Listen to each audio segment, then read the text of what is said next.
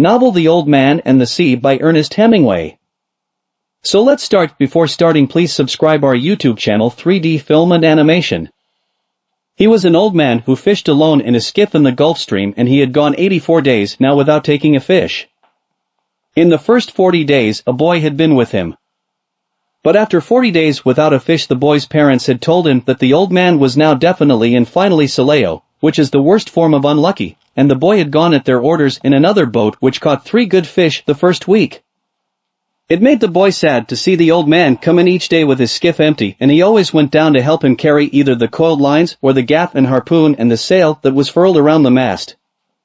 The sail was patched with flour sacks, and, furled, it looked like the flag of permanent defeat. The old man was thin and gaunt with deep wrinkles in the back of his neck. The brown blotches of the benevolent skin cancer the sun brings from its reflection on the tropic sea were on his cheeks. The blotches ran well down the sides of his face, and his hands had the deep creased scars from handling heavy fish on the cords. But none of these scars were fresh. They were as old as erosions in a fishless desert. Everything about him was old except his eyes, and they were the same color as the sea and were cheerful and undefeated. Santiago, the boy said to him as they climbed the bank from where the skiff was hauled up.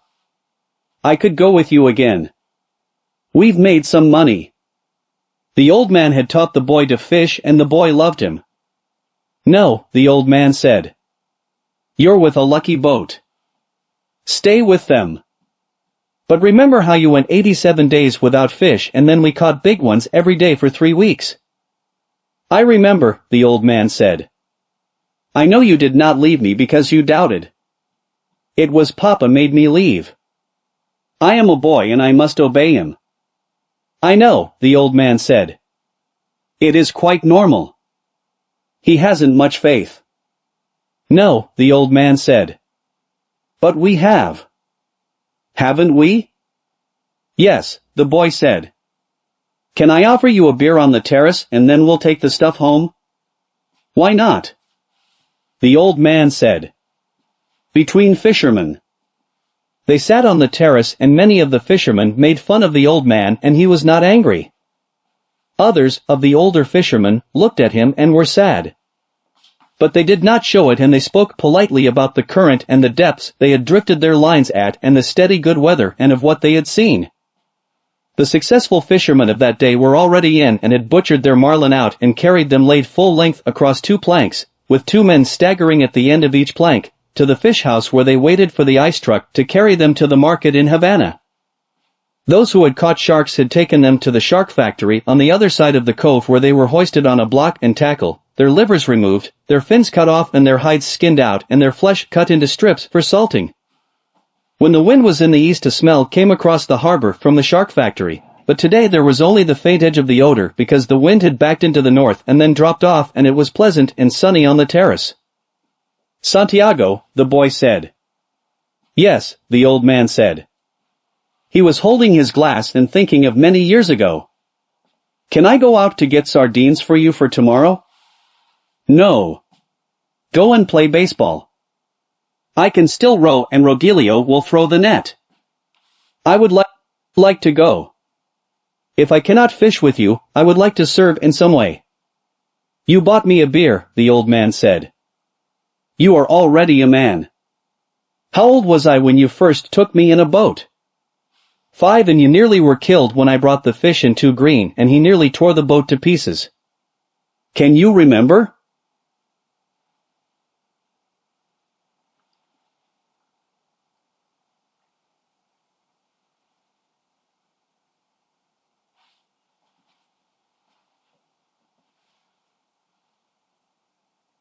I can remember the tail slapping and banging and the thwart breaking and the noise of the clubbing.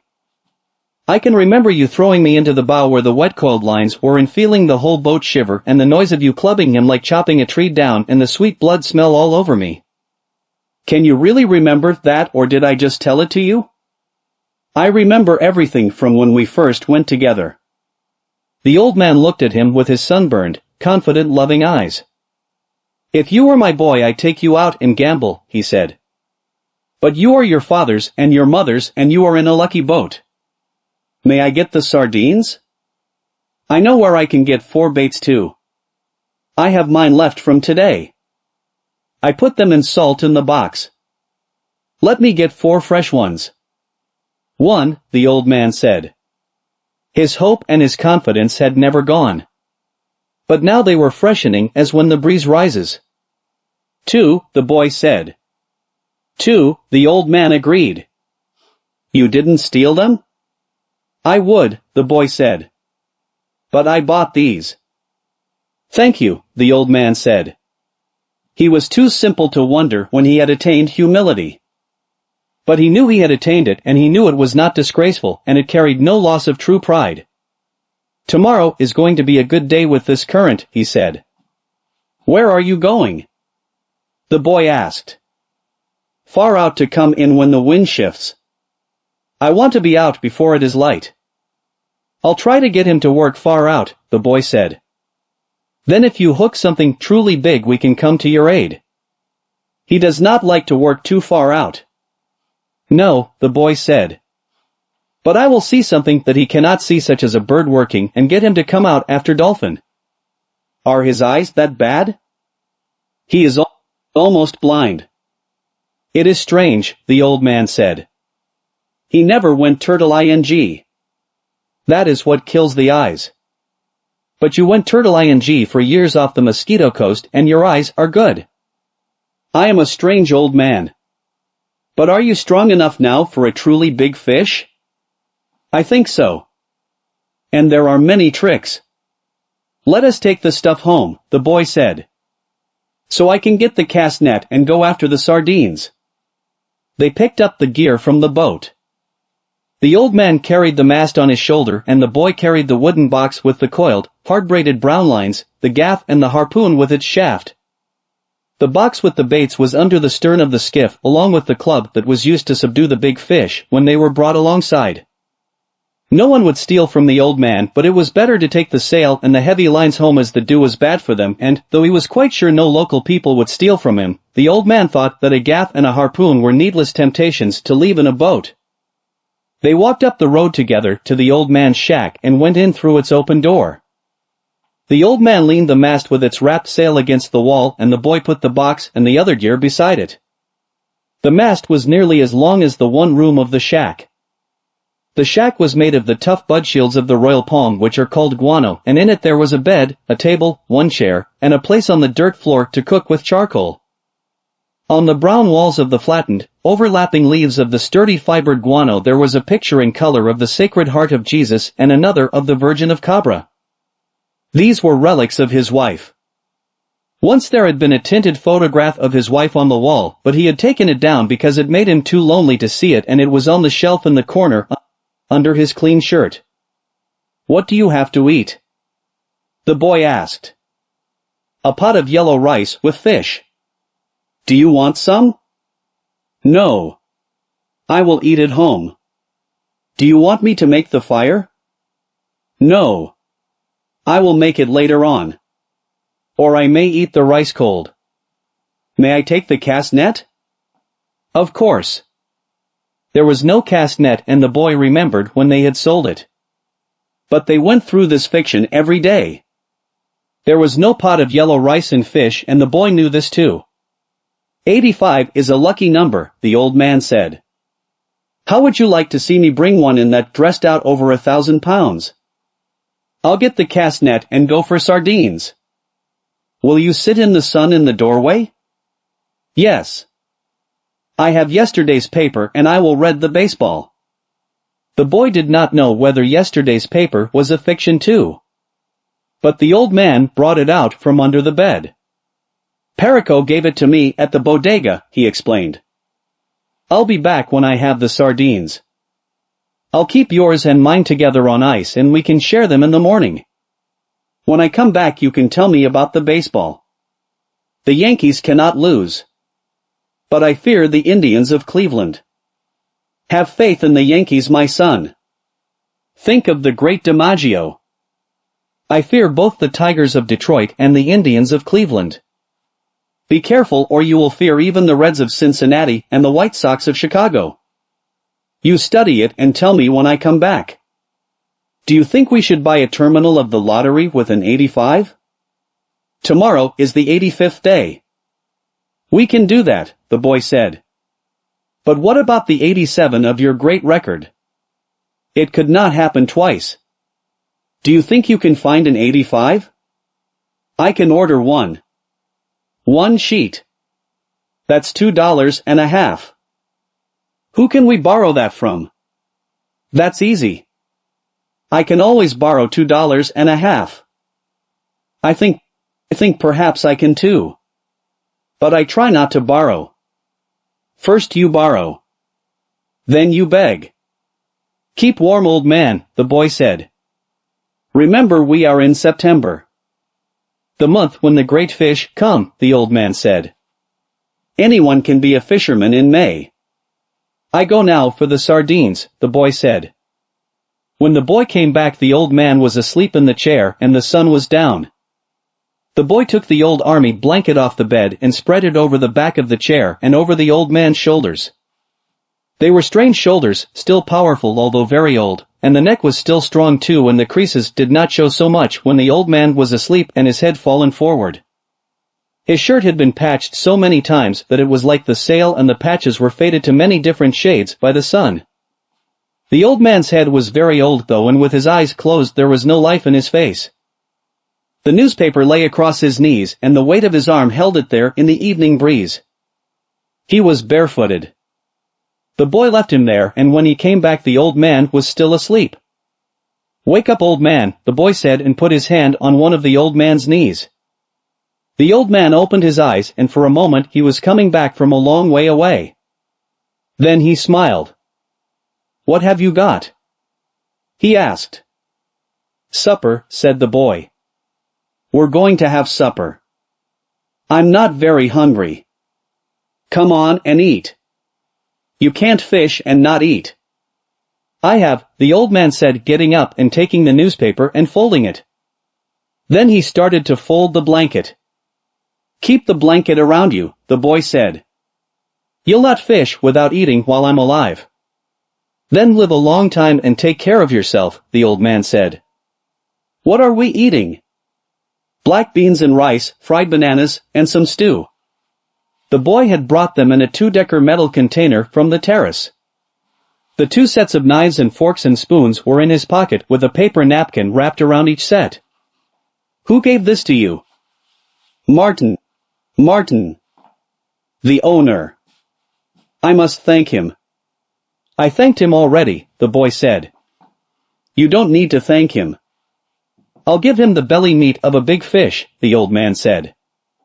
Has he done this for us more than once? I think so. I must give him something more than the belly meat then. He is very thoughtful for us. He sent 2 beers. I like the beer in cans best. I know. But this is in bottles, Hatchewy beer, and I take back the bottles. That's very kind of you, the old man said. Should we eat? I've been asking you to, the boy told him gently. I have not wished to open the container until you were ready. I'm ready now, the old man said. I only needed time to wash. Where did you wash? The boy thought. The village water supply was 2 streets down the road. I must have water here for him, the boy thought, and soap and a good towel. Why am I so thoughtless? I must get him another shirt and a jacket for the winter and some sort of shoes and another blanket. Your stew is excellent, the old man said. Tell me about the baseball, the boy asked him. In the American League it is the Yankees, as I said, the old man said happily. They lost today, the boy told him. That means nothing. The great DiMaggio is himself again. They have other men on the team. Naturally. But he makes the difference. In the other league, between Brooklyn and Philadelphia, I must take Brooklyn. But then I think of Dick Sisler and those great drives in the old park. There was nothing ever like them. He hits the longest ball I have ever seen. Do you remember when he used to come to the terrace? I wanted to take him fishing, but I was too timid to ask him. Then I asked you to ask him, and you were too timid. I know. It was a great mistake. He might have gone with us. Then we would have that for all of our lives. I would like to take the great DiMaggio fishing, the old man said. They say his father was a fisherman. Maybe he was as poor as we are and would understand. The great Sisler's father was never poor, and he, the father, was playing in the big leagues when he was my age. When I was your age, I was before the mast on a square-rigged ship that ran to Africa, and I have seen lions on the beaches in the evening. I know. You told me. Should we talk about Africa or about baseball? Baseball, I think, the boy said. Tell me about the great John J. McGraw. He said Hoda for J. He used to come to the terrace sometimes too in the older days. But he was rough and harsh-spoken and difficult when he was drinking. His mind was on horses as well as baseball. At least he carried lists of horses at all times in his pocket and frequently spoke the names of horses on the telephone. He was a great manager, the boy said. My father thinks he was the greatest. Because he came here the most times, the old man said. If de Rocher had continued to come here each year, your father would think him the greatest manager. Who is the greatest manager, really, Luque or Mike Gonzalez? I think they are equal. And the best fisherman is you. No. I know others better. KVA, the boy said. There are many good fishermen and some great ones. But there is only you. Thank you. You make me happy. I hope no fish will come along so great that he will prove us wrong. There is no such fish if you are still strong as you say. I may not be as strong as I think, the old man said. But I know many tricks and I have resolution. You ought to go to bed now so that you will be fresh in the morning. I will take the things back to the terrace. Good night then. I will wake you in the morning. You're my alarm clock, the boy said. Age is my alarm clock, the old man said. Why do old men wake so early? Is it to have one longer day? I don't know, the boy said. All I know is that young boys sleep late and hard. I can remember it, the old man said. I'll waken you in time. I do not like for him to waken me. It is as though I were inferior. I know. Sleep well, old man. The boy went out. They had eaten with no light on the table, and the old man took off his trousers and went to bed in the dark. He rolled his trousers up to make a pillow, putting the newspaper inside them. He rolled himself in the blanket and slept on the other old newspapers that covered the springs of the bed. He was asleep in a short time, and he dreamed of Africa when he was a boy, and the long golden beaches and the white beaches, so white they hurt your eyes, and the high capes and the great brown mountains. He lived along that coast now every night, and in his dreams he heard the surf roar and saw the native boats come riding through it. He smelled the tar and oakum of the deck as he slept, and he smelled the smell of Africa that the land breeze brought at morning. Usually when he smelled the land breeze he woke up and dressed to go and wake the boy. But tonight the smell of the land breeze came very early, and he knew it was too early in his dream, and went on dreaming to see the white peaks of the islands rising from the sea, and then he dreamed of the different harbors and roadsteads of the Canary Islands.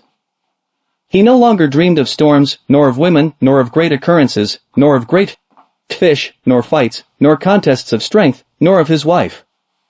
He only dreamed of places now and of the lions on the beach. They played like young cats in the dusk, and he loved them as he loved the boy. He never dreamed about the boy. He simply woke, looked out the open door at the moon, and unrolled his trousers and put them on. He urinated outside the shack and then went up the road to wake the boy. He was shivering with the morning cold.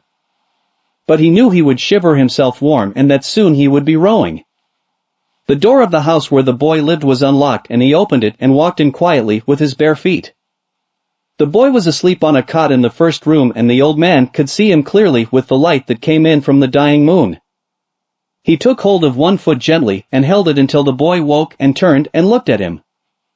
The old man nodded, and the boy took his trousers from the chair by the bed and, sitting on the bed, pulled them on. The old man went out the door, and the boy came after him. He was sleepy and the old man put his arm across his shoulders and said, "I am sorry." "Kva," the boy said. "It is what a man must do." They walked down the road to the old man's shack, and all along the road, in the dark, barefoot men were moving, carrying the masts of their boats. When they reached the old man's shack, the boy took the rolls of line in the basket and the harpoon and gaff, and the old man carried the mast with the furled sail on his shoulder. "Do you want coffee?" the boy asked. "We'll put the gear in the boat and then get some." They had coffee from condensed milk cans at an early morning place that served fishermen. "How did you sleep, old man?" the boy asked. He was waking up now, although it was still hard for him to leave his sleep. "Very well, Manolin," the old man said. "I feel confident today." "So do I," the boy said. "Now I must get your sardines and mine and your fresh baits. He brings our gear himself. He never wants anyone to carry anything." "We're different," the old man said. "I let you carry things when you were 5 years old." "I know it," the boy said. "I'll be right back. Have another coffee? We have credit here." He walked off, barefooted on the coral rocks, to the icehouse where the baits were stored. The old man drank his coffee slowly. It was all he would have all day, and he knew that he should take it. For a long time now eating had bored him, and he never carried a lunch. He had a bottle of water in the bow of the skiff, and that was all he needed for the day. The boy was back now with the sardines and the 2 baits wrapped in a newspaper, and they went down the trail to the skiff, feeling the pebbled sand under their feet, and lifted the skiff and slid her into the water. "Good luck, old man." "Good luck," the old man said. He fitted the rope lashings of the oars onto the thole pins, and, leaning forward against the thrust of the blades in the water, he began to row out of the harbor in the dark. There were other boats from the other beaches going out to sea, and the old man heard the dip and push of their oars even though he could not see them now the moon was below the hills. Sometimes someone would speak in a boat. But most of the boats were silent except for the dip of the oars. They spread apart after they were out of the mouth of the harbor, and each one headed for the part of the ocean where he hoped to find fish. The old man knew he was going far out, and he left the smell of the land behind and rode out into the clean early morning smell of the ocean. He saw the phosphorescence of the gulfweed in the water as he rode over the part of the ocean that the fishermen called the Great Well, because there was a sudden deep of 700 fathoms where all sorts of fish congregated because of the swirl the current made against the steep walls of the floor of the ocean. Here there were concentrations of shrimp and bait fish, and sometimes schools of squid in the deepest holes, and these rose close to the surface at night where all the wandering fish fed on them. In the dark the old man could feel the morning coming, and as he rode he heard the trembling sound as flying fish left the water and the hissing that their stiff-set wings made as they soared away in the darkness. He was very fond of flying fish as they were his principal friends on the ocean. He was sorry for the birds, especially the small delicate dark terns that were always flying and looking and almost never finding, and he thought, the birds have a harder life than we do except for the robber birds and the heavy strong ones. Why did they make birds so delicate and fine as those sea swallows when the ocean can be so cruel? She is kind and very beautiful. But she can be so cruel, and it comes so suddenly, and such birds that fly, dipping and hunting, with their small sad voices, are made too delicately for the sea. He always thought of the sea as la mar, which is what people call her in Spanish when they love her. Sometimes those who love her say bad things of her, but they are always said as though she were a woman. Some of the younger fishermen, those who used buoys as floats for their lines and had motorboats, bought when the shark livers had brought much money, spoke of her as El Mar, which is masculine. They spoke of her as a contestant or a place or even an enemy.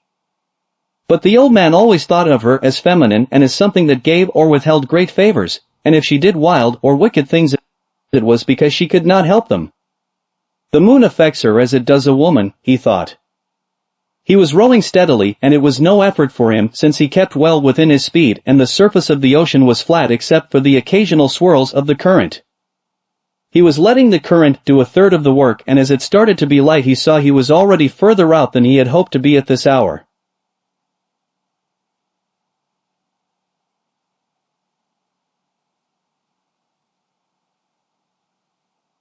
I worked the deep wells for a week and did nothing, he thought. Today I'll work out where the schools of Bonita and Albacore are, and maybe there will be a big one with them. Before it was really light, he had his baits out and was drifting with the current. One bait was down 40 fathoms. The second was at 75, and the third and fourth were down in the blue water at 100 and 125 fathoms. Each bait hung head down with the shank of the hook inside the bait fish, tied and sewed solid, and all the projecting part of the hook, the curve and the point, was covered with fresh sardines. Each sardine was hooked through both eyes so that they made a half garland on the projecting steel. There was no part of the hook that a great fish could feel which was not sweet-smelling and good-tasting. The boy had given him 2 fresh small tunas, or albacores, which hung on the 2 deepest lines like plummets, and, on the others, he had a big blue runner and a yellow jack that had been used before, but they were in good condition still and had the excellent sardines to give them scent and attractiveness. Each line, as thick around as a big pencil, was looped onto a green sap stick so that any pull or touch on the bait would make the stick dip, and each line had 2 40-fathom coils which could be made fast to the other spare coils so that, if it were necessary, a fish could take out over 300 fathoms of line. Now the man watched the dip of the 3 sticks over the side of the skiff and rowed gently to keep the line straight up and down and at their proper depths. It was quite light, and any moment now the sun would rise. The sun rose thinly from the sea, and the old man could see the other boats, low on the water and well in toward the shore, spread out across the current. Then the sun was brighter and the glare came on the water, and then, as it rose clear, the flat sea sent back at his eyes so that it hurt sharply, and he rowed without looking into it. He looked down into the water and watched the lines that went straight down into the dark of the water. He kept them straighter than anyone did, so that at each level in the darkness of the stream there would be a bait waiting exactly where he wished it to be for any fish that swam there. Others let them drift with the current, and sometimes they were at 60 fathoms when the fisherman thought they were at 100. But, he thought, I keep them with precision. Only I have no luck anymore. But who knows? Maybe today. Every day is a new day. It is better to be lucky. But I would rather be exact. Then when luck comes you are ready. The sun was 2 hours higher now, and it did not hurt his eyes so much to look into the east. There were only 3 boats in sight now, and they showed very low and far inshore. All my life the early sun has hurt my eyes, he thought. Yet they are still good. In the evening I can look straight into it without getting the blackness. It has more force in the evening too. But in the morning it is painful.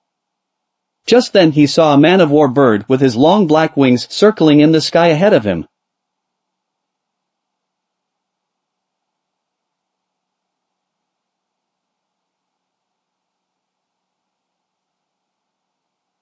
He made a quick drop, slanting down on his back-swept wings, and then circled again. He's got something, the old man said aloud. He's not just looking. He rowed slowly and steadily toward where the bird was circling. He did not hurry, and he kept his line straight up and down. But he crowded the current a little so that he was still fishing correctly, though faster than he would have fished if he was not trying to use the bird. The bird went higher in the air and circled again, his wings motionless. Then he dove suddenly, and the old man saw flying fish spurt out of the water and sail desperately over the surface. Dolphin, the old man said aloud. Big dolphin. He shipped his oars and brought a small line from under the bow. It had a wire leader and a medium-sized hook, and he baited it with one of the sardines. He let it go over the side and then made it fast to a ring bolt in the stern. Then he baited another line and left it coiled in the shade of the bow. He went back to rowing and to watching the long-winged blackbird who was working, now, low over the water. As he watched, the bird dipped again, slanting his wings for the dive and then swinging them wildly and ineffectually as he followed the flying fish. The old man could see the slight bulge in the water that the big dolphin raised as they followed the escaping fish. The dolphin were cutting through the water below the flight of the fish and would be in the water, driving at speed, when the fish dropped. It is a big school of dolphin, he thought. They are widespread and the flying fish have little chance. The bird has no chance. The flying fish are too big for him and they go too fast. He watched the flying fish burst out again and again and the ineffectual movements of the bird. That school has gotten away from me, he thought. They are moving out too fast and too far. But perhaps I will pick up a stray, and perhaps my big fish is around them. My big fish must be somewhere. The clouds over the land now rose like mountains, and the coast was only a long green line with the gray-blue hills behind it. The water was a dark blue now, so dark that it was almost purple. As he looked down into it, he saw the red sifting of the plankton in the dark water and the strange light the sun made now. He watched his lines to see them go straight down out of sight into the water, and he was happy to see so much plankton because it meant fish. The strange light the sun made in the water, now that the sun was higher, meant good weather, and so did the shape of the clouds over the land. But the bird was almost out of sight now, and nothing showed on the surface of the water but some patches of yellow, sun-bleached sargasso weed and the purple, formalized, iridescent, gelatinous bladder of a Portuguese man-of-war floating close beside the boat. It turned on its side and then righted itself. It floated cheerfully as a bubble with its long deadly purple filaments trailing a yard behind it in the water. "Agua mala," the man said. "You whore." From where he swung lightly against his oars, he looked down into the water and saw the tiny fish that were colored like the trailing filaments and swam between them and under the small shade the bubble made as it drifted. They were immune to its poison. But men were not, and when some of the filaments would catch on a line and rest there slimy and purple while the old man was working a fish, he would have welts and sores on his arms and hands of the sort that poison ivy or poison oak can give. But these poisonings from the agua mala came quickly and struck like a whiplash. The iridescent bubbles were beautiful. But they were the falsest thing in the sea, and the old man loved to see the big sea turtles eating them. The turtles saw them, approached them from the front, then shut their eyes so they were completely carapaced and ate them, filaments and all. The old man loved to see the turtles eat them, and he loved to walk on them on the beach after a storm and hear them pop when he stepped on them with the horny soles of his feet. He loved green turtles and hawksbills with their elegance and speed and their great value, and he had a friendly contempt for the huge, stupid loggerheads, yellow in their armor plating, strange in their lovemaking, and happily eating the Portuguese men-of-war with their eyes shut. He had no mysticism about turtles, although he had gone in turtle boats for many years. He was sorry for them all, even the great trunkbacks that were as long as the skiff and weighed a ton.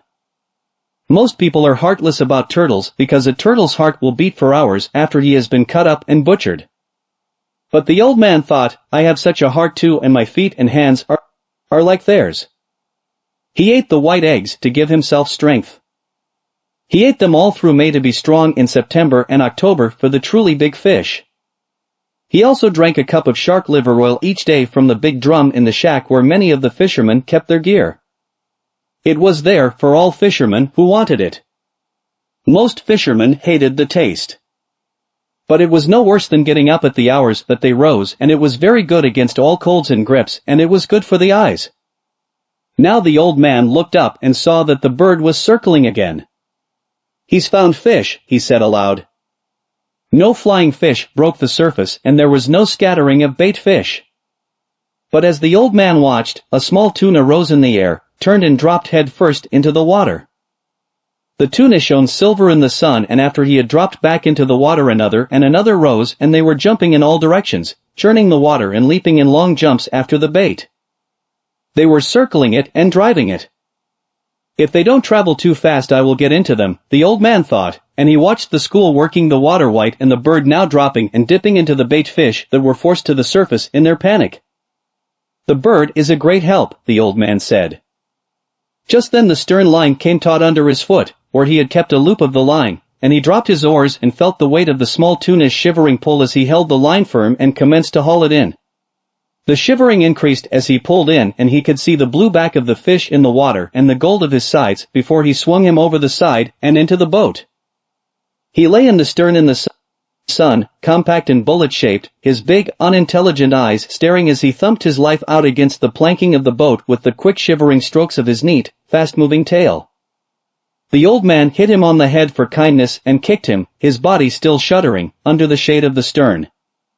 "Albacore," he said aloud. "He'll make a beautiful bait. He'll weigh 10 pounds. He did not remember when he had first started to talk aloud when he was by himself. He had sung when he was by himself in the old days, and he had sung at night sometimes when he was alone steering on his watch in the smacks or in the turtle boats. He had probably started to talk aloud, when alone, when the boy had left. But he did not remember. When he and the boy fished together, they usually spoke only when it was necessary.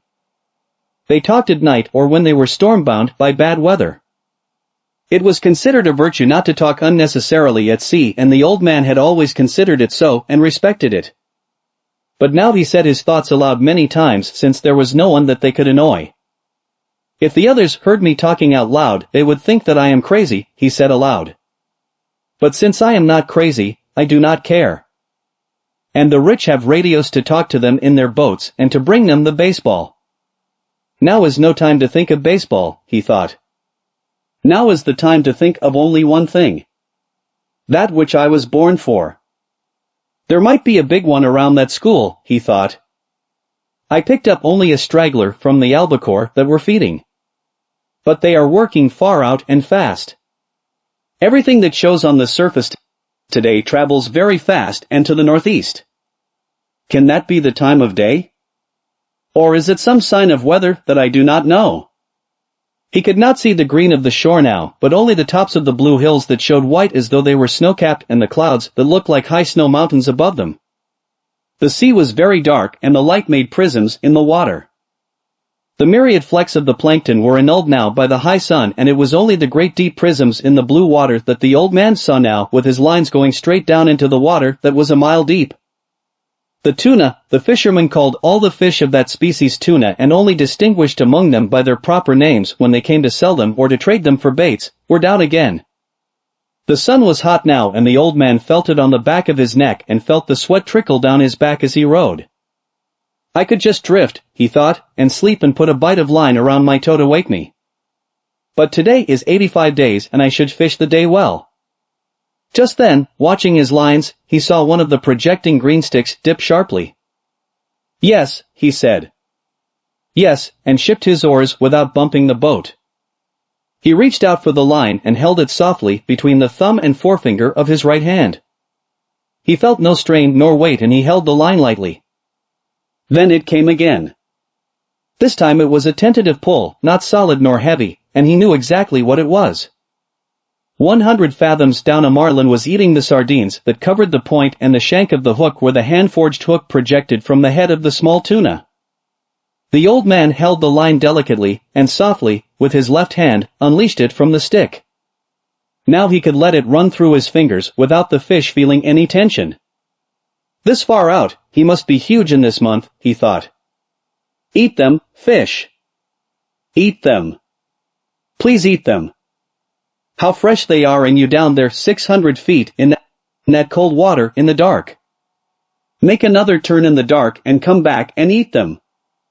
He felt the light delicate pulling and then a harder pull when a sardine's head must have been more difficult to break from the hook. Then there was nothing. "Come on," the old man said aloud. "Make another turn. Just smell them. Aren't they lovely? Eat them good now, and then there is the tuna. Hard and cold and lovely. Don't be shy, fish. Eat them." He waited with the line between his thumb and his finger, watching it and the other lines at the same time, for the fish might have swum up or down. Then came the same delicate pulling touch again. "He'll take it," the old man said aloud. "God help him to take it." He did not take it though. He was gone, and the old man felt nothing. "He can't have gone," he said. "Christ knows he can't have gone. He's making a turn. Maybe he has been hooked before and he remembers something of it." Then he felt the gentle touch on the line, and he was happy. It was only his turn, he said. He'll take it. He was happy, feeling the gentle pulling, and then he felt something hard and unbelievably heavy. It was the weight of the fish, and he let the line slip down, unrolling off the first of the 2 reserve coils. As it went down, slipping lightly through the old man's fingers, he still could feel the great weight, though the pressure of his thumb and finger were almost imperceptible. "What a fish," he said. "He has it sideways in his mouth now, and he is moving off with it. Then he will turn and swallow it, he thought. He did not say that because he knew that if you said a good thing it might not happen. He knew what a huge fish this was, and he thought of him moving away in the darkness with the tuna held crosswise in his mouth. At that moment he felt him stop moving, but the weight was still there. Then the weight increased and he gave more line. He tightened the pressure of his thumb and finger for a moment and the weight increased and was going straight down. "He's taken it," he said. "Now I'll let him eat it well." He let the line slip through his fingers while he reached down with his left hand and made fast the free end of the 2 reserve coils to the loop of the 2 reserve coils of the next line. Now he was ready. He had 3 40-fathom coils of line in reserve now, as well as the coil he was using. "Eat it a little more," he said. "Eat it well. Eat it so that the point of the hook goes into your heart and kills you," he thought. "Come up easy and let me put the harpoon into you." "All right. Are you ready? Have you been long enough at table? Now." He said aloud and struck hard with both hands, gained a yard of line and then struck again and again, swinging with each arm alternately on the cord with all the strength of his arms and the pivoted weight of his body. Nothing happened. The fish just moved away slowly and the old man could not raise him an inch. His line was strong and made for heavy fish and he held it against his back until it was so taut that beads of water were jumping from it. Then it began to make a slow hissing sound in the water and he still held it, bracing himself against the thwart and leaning back against the pull. The boat began to move slowly off toward the northwest. The fish moved steadily and they traveled slowly on the calm water. The other baits were still in the water, but there was nothing to be done. "I wish I had the boy," the old man said aloud. "I'm being towed by a fish and I'm the towing bit. I could make the line fast. But then he could break it. I must hold him all I can and give him line when he must have it. Thank God he is traveling and not going down. What I will do if he decides to go down, I don't know. What I'll do if he sounds and dies, I don't know. But I'll do something. There are plenty of things I can do." He held the line against his back and watched it slant in the water and the skiff moving steadily to the northwest. This will kill him, the old man thought. He can't do this forever. But 4 hours later the fish was still swimming steadily out to sea, towing the skiff, and the old man was still braced solidly with the line across his back. "It was noon when I hooked him," he said. "And I have never seen him." He had pushed his straw hat hard down on his head before he hooked the fish and it was cutting his forehead. He was thirsty too when he got down on his knees and, being careful not to jerk on the line, moved as far into the bow as he could get and reached the water bottle with one hand. He opened it and drank a little. Then he rested against the bow. He rested sitting on the unstepped mast and sail and tried not to think but only to endure. Then he looked behind him and saw that no land was visible. That makes no difference, he thought. I can always come in on the glow from Havana. There are 2 more hours before the sun sets and maybe he will come up before that. If he doesn't, maybe he will come up with the moon. If he does not do that, maybe he will come up with the sunrise. I have no cramps and I feel strong. It is he that has the hook in his mouth. But what a fish to pull like that. He must have his mouth shut tight on the wire. I wish I could see him. I wish I could see him only once to know what I have against me. The fish never changed his course nor his direction all that night as far as the man could tell from watching the stars. It was cold after the sun went down and the old man's sweat dried cold on his back and his arms and his old legs. During the day he had taken the sack that covered the bait box and spread it in the sun to dry. After the sun went down he tied it around his neck so that it hung down over his back and he cautiously worked it down under the line that was across his shoulders now. The sack cushioned the line and he had found a way of leaning forward against the bow so that he was almost comfortable. The position actually was only somewhat less intolerable, but he thought of it as almost comfortable. I can do nothing with him and he can do nothing with me, he thought. Not as long as he keeps this up. Once he stood up and urinated over the side of the skiff and looked at the stars and checked his course. The line showed like a phosphorescent streak in the water straight out from his shoulders. They were moving more slowly now, and the glow of Havana was not so strong, so that he knew the current must be carrying them to the eastward. If I lose the glare of Havana, we must be going more to the eastward, he thought. For if the fish's course held true, I must see it for many more hours. I wonder how the baseball came out in the Grand Leagues today, he thought. It would be wonderful to do this with a radio.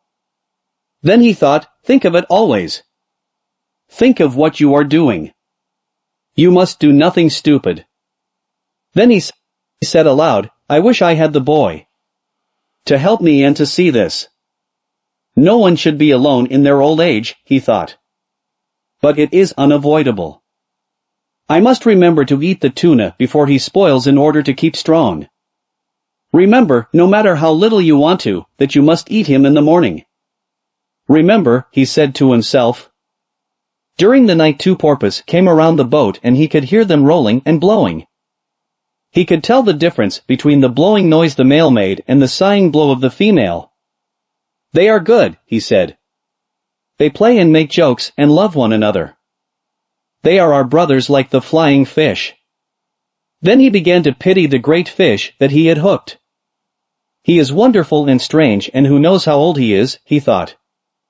Never have I had such a strong fish, nor one who acted so strangely. Perhaps he is too wise to jump. He could ruin me by jumping or by a wild rush. But perhaps he has been hooked many times before, and he knows that this is how he should make his fight. He cannot know that it is only one man against him, nor that it is an old man. But what a great fish he is, and what he will bring in the market if the flesh is good. He took the bait like a male, and he pulls like a male, and his fight has no panic in it. I wonder if he has any plans, or if he is just as desperate as I am. He remembered the time he had hooked one of a pair of marlin. The male fish always let the female fish feed first, and the hooked fish, the female, made a wild, panic-stricken, despairing fight that soon exhausted her, and all the time the male had stayed with her, crossing the line and circling with her on the surface.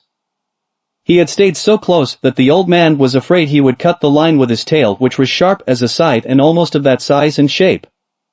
When the old man had gaffed her and clubbed her, holding the rapier bill with its sandpaper edge and clubbing her across the top of her head until her color turned to a color almost like the backing of mirrors, and then, with the boy's aid, hoisted her aboard, the male fish had stayed by the side of the boat. Then, while the old man was clearing the lines and preparing the harpoon, the male fish jumped high into the air beside the boat to see where the female was and then went down deep, his lavender wings, that were his pectoral fins, spread wide and all his wide lavender stripes showing. He was beautiful, the old man remembered, and he had stayed. That was the saddest thing I ever saw with him, the old man thought. The boy was sad too, and we begged her pardon and butchered her promptly. I wish the boy was here, he said aloud and settled himself against the rounded planks of the bow and felt the strength of the great fish through the line he held across his shoulders moving steadily toward whatever he had chosen. When once, through my treachery, it had been necessary to him to make a choice, the old man thought. His choice had been to stay in the deep dark water far out beyond all snares and traps and treacheries. My choice was to go there to find him beyond all people. Beyond all people in the world. Now we are joined together and have been since noon. And no one to help either one of us. Perhaps I should not have been a fisherman, he thought. But that was the thing that I was born for. I must surely remember to eat the tuna after it gets light. Sometime before daylight something took one of the baits that were behind him. He heard the stick break and the line begin to rush out over the gunwale of the skiff. In the darkness he loosened his sheath knife and taking all the strain of the fish on his left shoulder he leaned back and cut the line against the wood of the gunwale. Then he cut the other line closest to him and in the dark made the loose ends of the reserve coils fast. He worked skillfully with the one hand and put his foot on the coils to hold them as he drew his knots tight. Now he had 6 reserve coils of line. There were 2 from each bait he had severed and the 2 from the bait the fish had taken, and they were all connected. After it is light, he thought, I will work back to the 40-fathom bait and cut it away too, and link up the reserve coils. I will have lost 200 fathoms of good Catalan cordel and the hooks and leaders. That can be replaced. But who replaces this fish if I hook some fish and it cuts him off? I don't know what that fish was that took the bait just now. It could have been a marlin or a broadbill or a shark. I never felt him. I had to get rid of him too fast. Aloud he said, I wish I had the boy. But you haven't got the boy, he thought. You have only yourself, and you had better work back to the last line now, in the dark or not in the dark, and cut it away and hook up the 2 reserve coils. So he did it. It was difficult in the dark, and once the fish made a surge that pulled him down on his face and made a cut below his eye. The blood ran down his cheek a little way. But it coagulated and dried before it reached his chin, and he worked his way back to the bow and rested against the wood. He adjusted the sack and carefully worked the line so that it came across a new part of his shoulders, and, holding it anchored with his shoulders, he carefully felt the pull of the fish and then felt with his hand the progress of the skiff through the water. I wonder what he made that lurch for, he thought. The wire must have slipped on the great hill of his back. Certainly his back cannot feel as badly as mine does. But he cannot pull this skiff forever, no matter how great he is. Now everything is cleared away that might make trouble, and I have a big reserve of line, all that a man can ask. Fish, he said softly, aloud, I'll stay with you until I am dead. He'll stay with me too, I suppose, the old man thought, and he waited for it to be light. It was cold now in the time before daylight, and he pushed against the wood to be warm. I can do it as long as he can, he thought. And in the first light the line extended out and down into the water. The boat moved steadily, and when the first edge of the sun rose it was on the old man's right shoulder. He's headed north, the old man said. The current will have set us far to the eastward, he thought. I wish he would turn with the current. That would show that he was tiring. When the sun had risen further, the old man realized that the fish was not tiring. There was only one favorable sign. The slant of the line showed he was swimming at a lesser depth. That did not necessarily mean that he would jump. But he might. God let him jump, the old man said. I have enough line to handle him. Maybe if I can increase the tension just a little it will hurt him and he will jump, he thought. Now that it is daylight, let him jump so that he'll fill the sacks along his backbone with air, and then he cannot go deep to die. He tried to increase the tension, but the line had been taut up to the very edge of the breaking point since he had hooked the fish, and he felt the harshness as he leaned back to pull and knew he could put no more strain on it. I must not jerk it ever, he thought. Each jerk widens the cut the hook makes, and then when he does jump he might throw it. Anyway, I feel better with the sun, and for once I do not have to look into it. There was yellow weed on the line, but the old man knew that only made an added drag, and he was pleased. It was the yellow gulf weed that had made so much phosphorescence in the night. Fish, he said, I love you and respect you very much. But I will kill you dead before this day ends. Let us hope so, he thought. A small bird came toward the skiff from the north.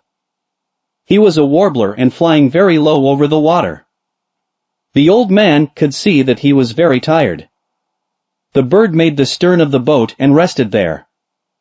Then he flew around the old man's head and rested on the line where he was more comfortable. How old are you? The old man asked the bird.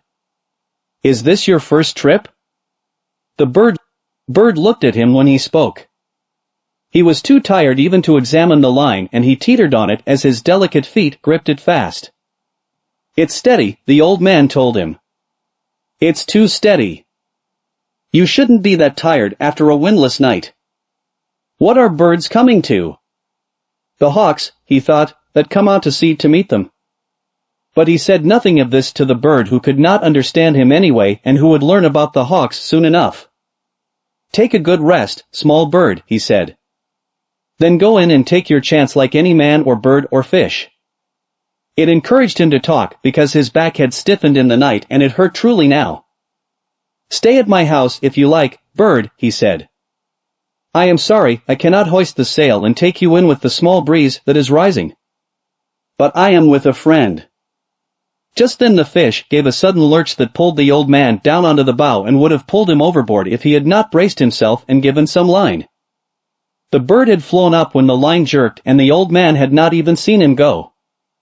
He felt the line carefully with his right hand and noticed his hand was bleeding. Something hurt him then, he said aloud and pulled back on the line to see if he could turn the fish. But when he was touching the breaking point he held steady and settled back against the strain of the line. "You're feeling it now, fish," he said. "And so, God knows, am I." He looked around for the bird now because he would have liked him for company. The bird was gone. "You did not stay long," the man thought. "But it is rougher where you are going until you make the shore. How did I let the fish cut me with that one quick pull he made? I must be getting very stupid. Or perhaps I was looking at the small bird and thinking of him. Now I will pay attention to my work and then I must eat the tuna so that I will not have a failure of strength. I wish the boy were here and that I had some salt," he said aloud. Shifting the weight of the line to his left shoulder and kneeling carefully he washed his hand in the ocean and held it there, submerged, for more than a minute watching the blood trail away and the steady movement of the water against his hand as the boat moved. "He has slowed much," he said.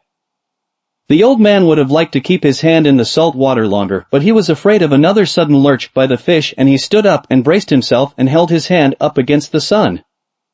It was only a line burn that had cut his flesh. But it was in the working part of his hand. He knew he would need his hands before this was over and he did not like to be cut before it started. "Now," he said, when his hand had dried, "I must eat the small tuna. I can reach him with the gaff and eat him here in comfort." He knelt down and found the tuna under the stern with the gaff and drew it toward him, keeping it clear of the coiled lines.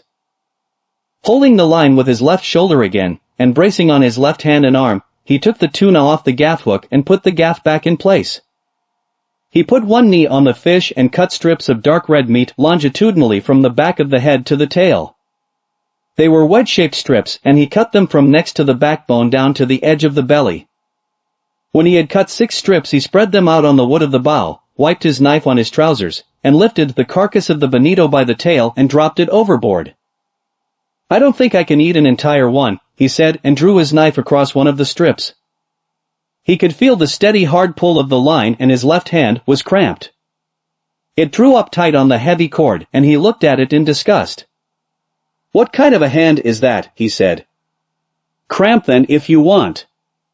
Make yourself into a claw. It will do you no good.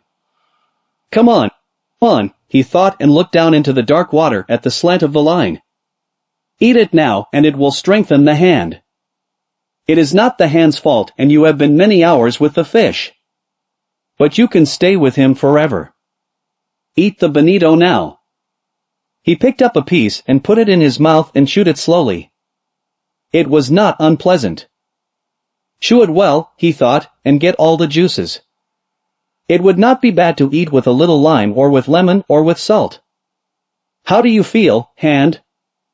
he asked the cramped hand that was almost as stiff as rigor mortis. "I'll eat some more for you." He ate the other part of the piece that he had cut in two. He chewed it carefully and then spat out the skin. "How does it go, hand? Or is it too early to know?" He took another full piece and chewed it. "It is a strong full-blooded fish," he thought. "I was lucky to get him instead of dolphin. Dolphin is too sweet. This is hardly sweet at all and all the strength is still in it. There is no sense in being anything but practical though," he thought. "I wish I had some salt. And I do not know whether the sun will rot or dry what is left, so I had better eat it all although I am not hungry. The fish is calm and steady. I will eat it all and then I will be ready. Be patient, hand," he said. "I do this for you. I wish I could feed the fish," he thought. "He is my brother. But I must kill him and keep strong to do it." Slowly and conscientiously he ate all of the wedge-shaped strips of fish. He straightened up, wiping his hand on his trousers. "Now," he said, "you can let the cord go, hand, and I will handle him with the right arm alone until you stop that nonsense." He put his left foot on the heavy line that the left hand had held and lay back against the pull against his back. "God help me to have the cramp go," he said. "Because I do not know what the fish is going to do. But he seems calm, he thought, and following his plan. But what is his plan, he thought. And what is mine? Mine I must improvise to his because of his great size. If he will jump I can kill him. But he stays down forever. Then I will stay down with him forever. He rubbed the cramped hand against his trousers and tried to gentle the fingers. But it would not open. Maybe it will open with the sun, he thought. Maybe it will open when the strong raw tuna is digested. If I have to have it, I will open it, cost whatever it costs. But I do not want to open it now by force. Let it open by itself and come back of its own accord. After all, I abused it much in the night when it was necessary to free and unite the various lines. He looked across the sea and knew how alone he was now. But he could see the prisms in the deep dark water and the line stretching ahead and the strange undulation of the calm. The clouds were building up now for the trade wind, and he looked ahead and saw a flight of wild ducks etching themselves against the sky over the water, then blurring, then etching again, and he knew no man was ever alone on the sea. He thought of how some men feared being out of sight of land in a small boat and knew they were right in the months of sudden bad weather. But now they were in hurricane months, and, when there are no hurricanes, the weather of hurricane months is the best of all the year. If there is a hurricane, you always see the signs of it in the sky for days ahead, if you are at sea. They do not see it ashore because they do not know what to look for, he thought. The land must make a difference too, in the shape of the clouds. But we have no hurricane coming now. He looked at the sky and saw the white cumulus built like friendly piles of ice cream, and high above were the thin feathers of the cirrus against the high September sky. Light brisa, he said. Better weather for me than for you, fish. His left hand was still cramped, but he was unknotting it slowly. I hate a cramp, he thought. It is a treachery of one's own body. It is humiliating before others to have a diarrhea from ptomaine poisoning or to vomit from it. But a cramp, he thought of it as a calamber, humiliates oneself especially when one is alone. If the boy were here he could rub it for me and loosen it down from the forearm, he thought. But it will loosen up. Then, with his right hand he felt the difference in the pull of the line before he saw the slant change in the water. Then, as he leaned against the line and slapped his left hand hard and fast against his thigh, he saw the line slanting slowly upward. He's coming up, he said. Come on, hand. Please come on. The line rose slowly and steadily, and then the surface of the ocean bulged ahead of the boat and the fish came out. He came out unendingly and water poured from his sides. He was bright in the sun and his head and back were dark purple, and in the sun the stripes on his side showed wide and a light lavender. His sword was as long as a baseball bat and tapered like a rapier, and he rose his full length from the water and then re-entered it, smoothly, like a diver, and the old man saw the great side blade of his tail go under and the line commenced to race out. He is 2 feet longer than the skiff, the old man said.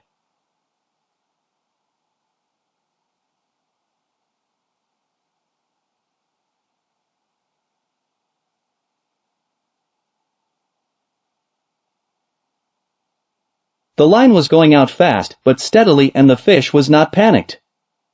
The old man was trying with both hands to keep the line just inside of breaking strength. He knew that if he could not slow the fish with a steady pressure, the fish could take out all the line and break it. He is a great fish and I must convince him, he thought. I must never let him learn his strength nor what he could do if he made his run. If I were him I would put in everything now and go until something broke. But, thank God, they are not as intelligent as we who killed them, although they are more noble and more able. The old man had seen many great fish.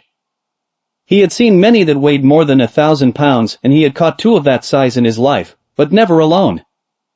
Now alone, and out of sight of land, he was fast to the biggest fish that he had ever seen and bigger than he had ever heard of, and his left hand was still as tight as the gripped claws of an eagle. It will uncramp though, he thought. Surely it will uncramp to help my right hand. There are 3 things that are brothers, the fish and my 2 hands. It must uncramp. It is unworthy of it to be cramped. The fish had slowed again and was going at his usual pace. I wonder why he jumped, the old man thought. He jumped almost as though to show me how big he was. I know now, anyway, he thought. I wish I could show him what sort of man I am. But then he would see the cramped hand. Let him think I am more man than I am and I will be so. I wish I was the fish, he thought, with everything he has against only my will and my intelligence. He settled comfortably against the wood and took his suffering as it came, and the fish swam steadily and the boat moved slowly through the dark water. There was a small sea rising with the wind coming up from the east, and at noon the old man's left hand was uncramped. Bad news for you, fish, he said, and shifted the line over the sacks that covered his shoulders. He was comfortable but suffering, although he did not admit the suffering at all. I am not religious, he said. But I will say 10 Our Fathers and 10 Hail Marys that I should catch this fish, and I promise to make a pilgrimage to the Virgin de Cabra if I catch him. That is a promise. He commenced to say his prayers mechanically. Sometimes he would be so tired that he could not remember the prayer, and then he would say them fast so that they would come automatically. Hail Marys are easier to say than Our Fathers, he thought. Hail Mary, full of grace, the Lord is with thee. Blessed art thou among women, and blessed is the fruit of thy womb, Jesus. Holy Mary, Mother of God, pray for us sinners now and at the hour of our death. Amen.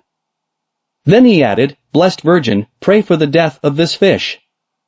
Wonderful though he is. With his prayers said, and feeling much better, but suffering exactly as much, and perhaps a little more, he leaned against the wood of the bow and began, mechanically, to work the fingers of his left hand. The sun was hot now, although the breeze was rising gently. I had better rebait that little line out over the stern, he said. If the fish decides to stay another night, I will need to eat again, and the water is low in the bottle. I don't think I can get anything but a dolphin here. But if I eat him fresh enough, he won't be bad. I wish a flying fish would come on board tonight. But I have no light to attract them. A flying fish is excellent to eat raw, and I would not have to cut him up. I must save all my strength now. Christ, I did not know he was so big. I'll kill him though, he said. In all his greatness and his glory. Although it is unjust, he thought. But I will show him what a man can do and what a man endures. I told the boy I was a strange old man, he said. Now is when I must prove it. The 1,000 times that he had proved it meant nothing. Now he was proving it again. Each time was a new time, and he never thought about the past when he was doing it. I wish he'd sleep and I could sleep and dream about the lions, he thought. Why are the lions the main thing that is left?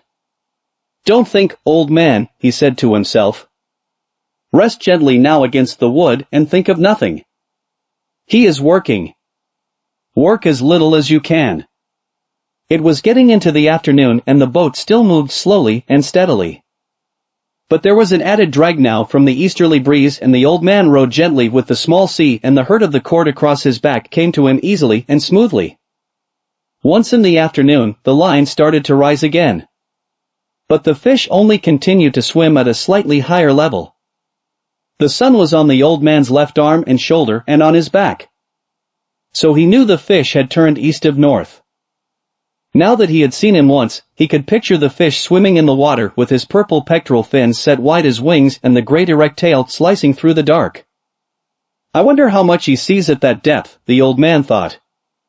His eye is huge, and a horse, with much less eye, can see in the dark. Once I could see quite well in the dark. Not in the absolute dark. But almost as a cat sees. The sun and his steady movement of his fingers had uncramped his left hand now completely, and he began to shift more of the strain to it, and he shrugged the muscles of his back to shift the hurt of the cord a little. If you're not tired, fish, he said aloud, you must be very strange. He felt very tired now, and he knew the night would come soon, and he tried to think of other things. He thought of the big leagues, to him they were the Grand Ligas, and he knew that the Yankees of New York were playing the Tigres of Detroit. This is the second day now that I do not know the result of the Wagos, he thought. But I must have confidence, and I must be worthy of the great DiMaggio, who does all things perfectly, even with the pain of the bone spur in his heel. What is a bone spur? He asked himself. En escuela de Huso. We do not have them. Can it be as painful as the spur of a fighting cock in one's heel? I do not think I could endure that or the loss of the eye and of both eyes and continue to fight as the fighting cocks do. Man is not much beside the great birds and beasts. Still I would rather be that beast down there in the darkness of the sea. Unless sharks come, he said aloud. If sharks come, God pity him and me. Do you believe the great DiMaggio would stay with a fish as long as I will stay with this one? He thought. I am sure he would and more since he is young and strong. Also his father was a fisherman. But would the bone spur hurt him too much? I do not know, he said aloud. I never had a bone spur. As the sun set he remembered, to give himself more confidence, the time in the tavern at Casablanca when he had played the hand game with the great Negro from Cienfuegos who was the strongest man on the docks. They had gone one day and one night with their elbows on a chalk line on the table and their forearms straight up and their hands gripped tight. Each one was trying to force the other's hand down onto the table. There was much betting and people went in and out of the room under the kerosene lights and he had looked at the arm and hand of the Negro and at the Negro's face. They changed the referees every 4 hours after the first date so that the referees could sleep. Blood came out from under the fingernails of both his and the Negro's hands and they looked each other in the eye and at their hands and forearms and the bettors went in and out of the room and sat on high chairs against the wall and watched. The walls were painted bright blue and were of wood and the lamps threw their shadows against them. The Negro's shadow was huge and it moved on the wall as the breeze moved the lamps. The odds would change back and forth all night and they fed the Negro rum and lighted cigarettes for him. Then the Negro, after the rum, would try for a tremendous effort and once he had the old man, who was not an old man then but was Santiago el Campeon, nearly 3 inches off balance. But the old man had raised his hand up to dead even again. He was sure then that he had the Negro, who was a fine man and a great athlete, beaten.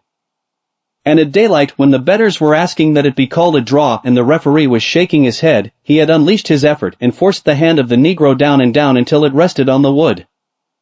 The match had started on a Sunday morning and ended on a Monday morning. Many of the bettors had asked for a draw because they had to go to work on the docks loading sacks of sugar or at the Havana Coal Company.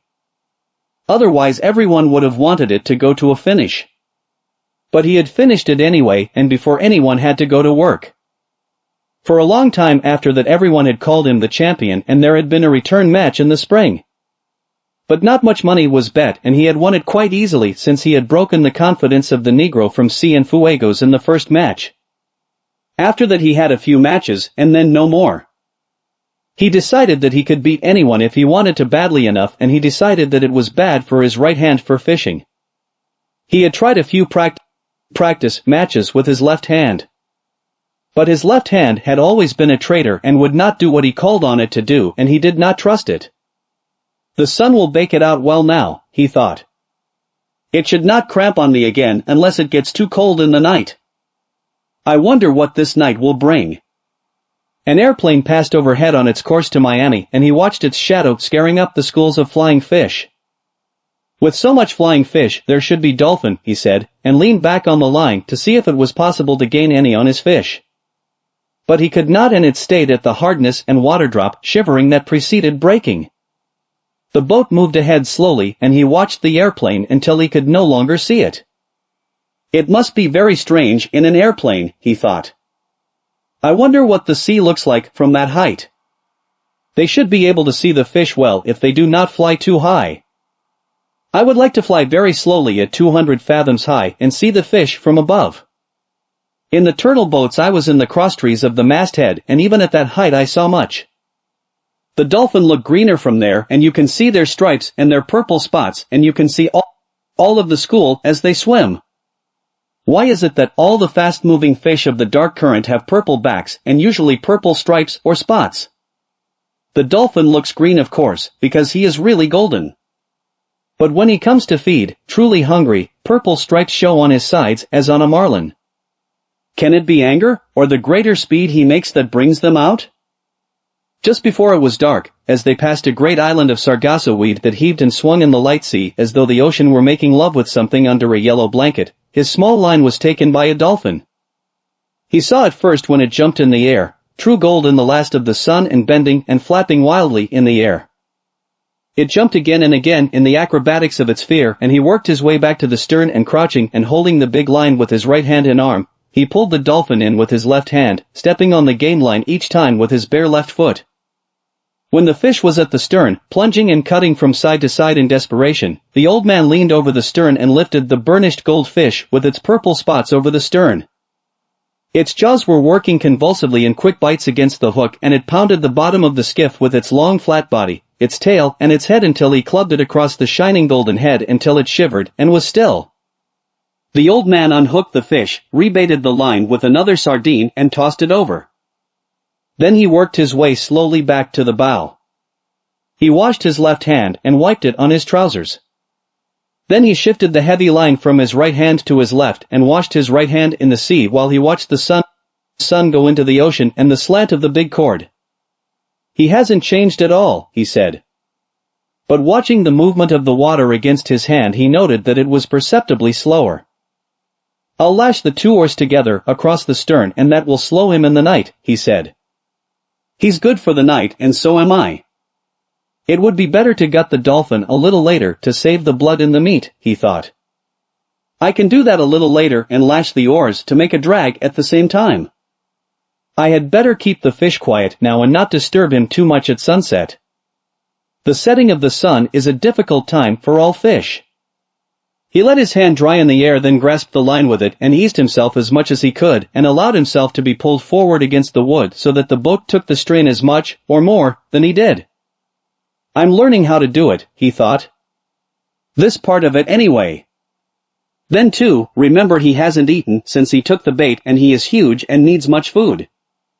I have eaten a whole bonito. Tomorrow I will eat the dolphin."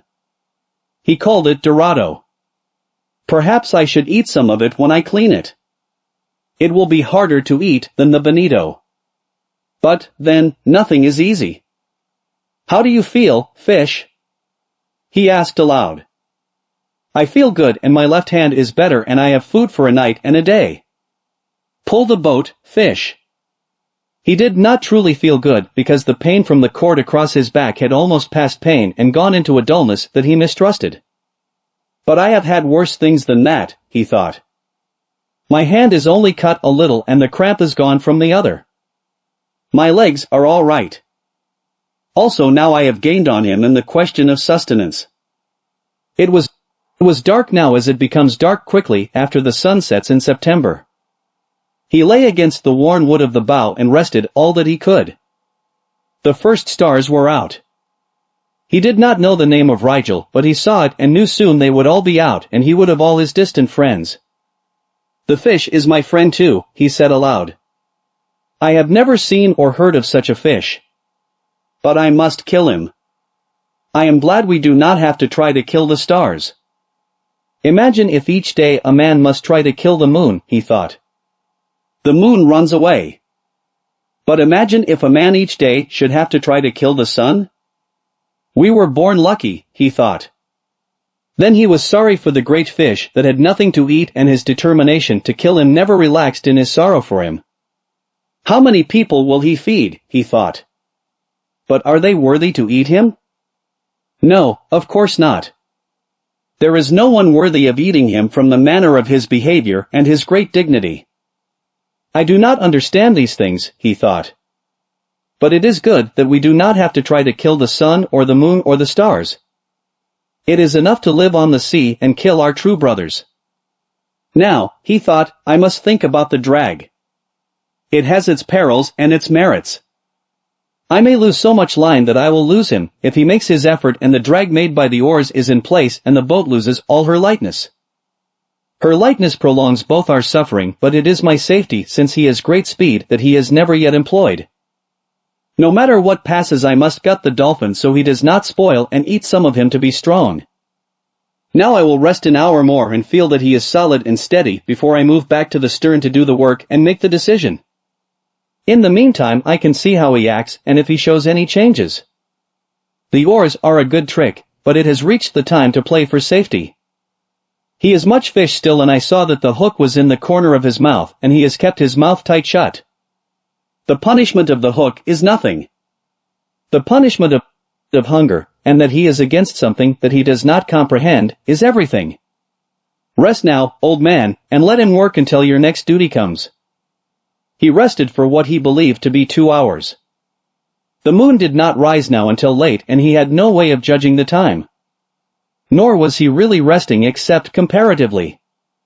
He was still bearing the pull of the fish across his shoulders, but he placed his left hand on the gunwale of the bow and confided more and more of the resistance to the fish to the skiff itself. How simple it would be if I could make the line fast, he thought. But with one small lurch he could break it. I must cushion the pull of the line with my body, and at all times be ready to give line with both hands. But you have not slept yet, old man, he said aloud. It is half a day and a night, and now another day, and you have not slept. You must devise a way so that you sleep a little if he is quiet and steady. If you do not sleep, you might become unclear in the head. I'm clear enough in the head, he thought. Too clear. I am as clear as the stars that are my brothers. Still I must sleep. They sleep, and the moon and the sun sleep, and even the ocean sleeps sometimes on certain days when there is no current and a flat calm. But remember to sleep, he thought. Make yourself do it, and devise some simple and sure way about the lines. Now go back and prepare the dolphin. It is too dangerous to rig the oars as a drag if you must sleep. I could go without sleeping, he told himself. But it would be too dangerous. He started to work his way back to the stern on his hands and knees, being careful not to jerk against the fish. He may be half asleep himself, he thought. But I do not want him to rest. He must pull until he dies. Back in the stern he turned so that his left hand held the strain of the line across his shoulders and drew his knife from its sheath with his right hand. The stars were bright now, and he saw the dolphin clearly, and he pushed the blade of his knife into his head and drew him out from under the stern. He put one of his feet on the fish and slit him quickly from the vent up to the tip of his lower jaw.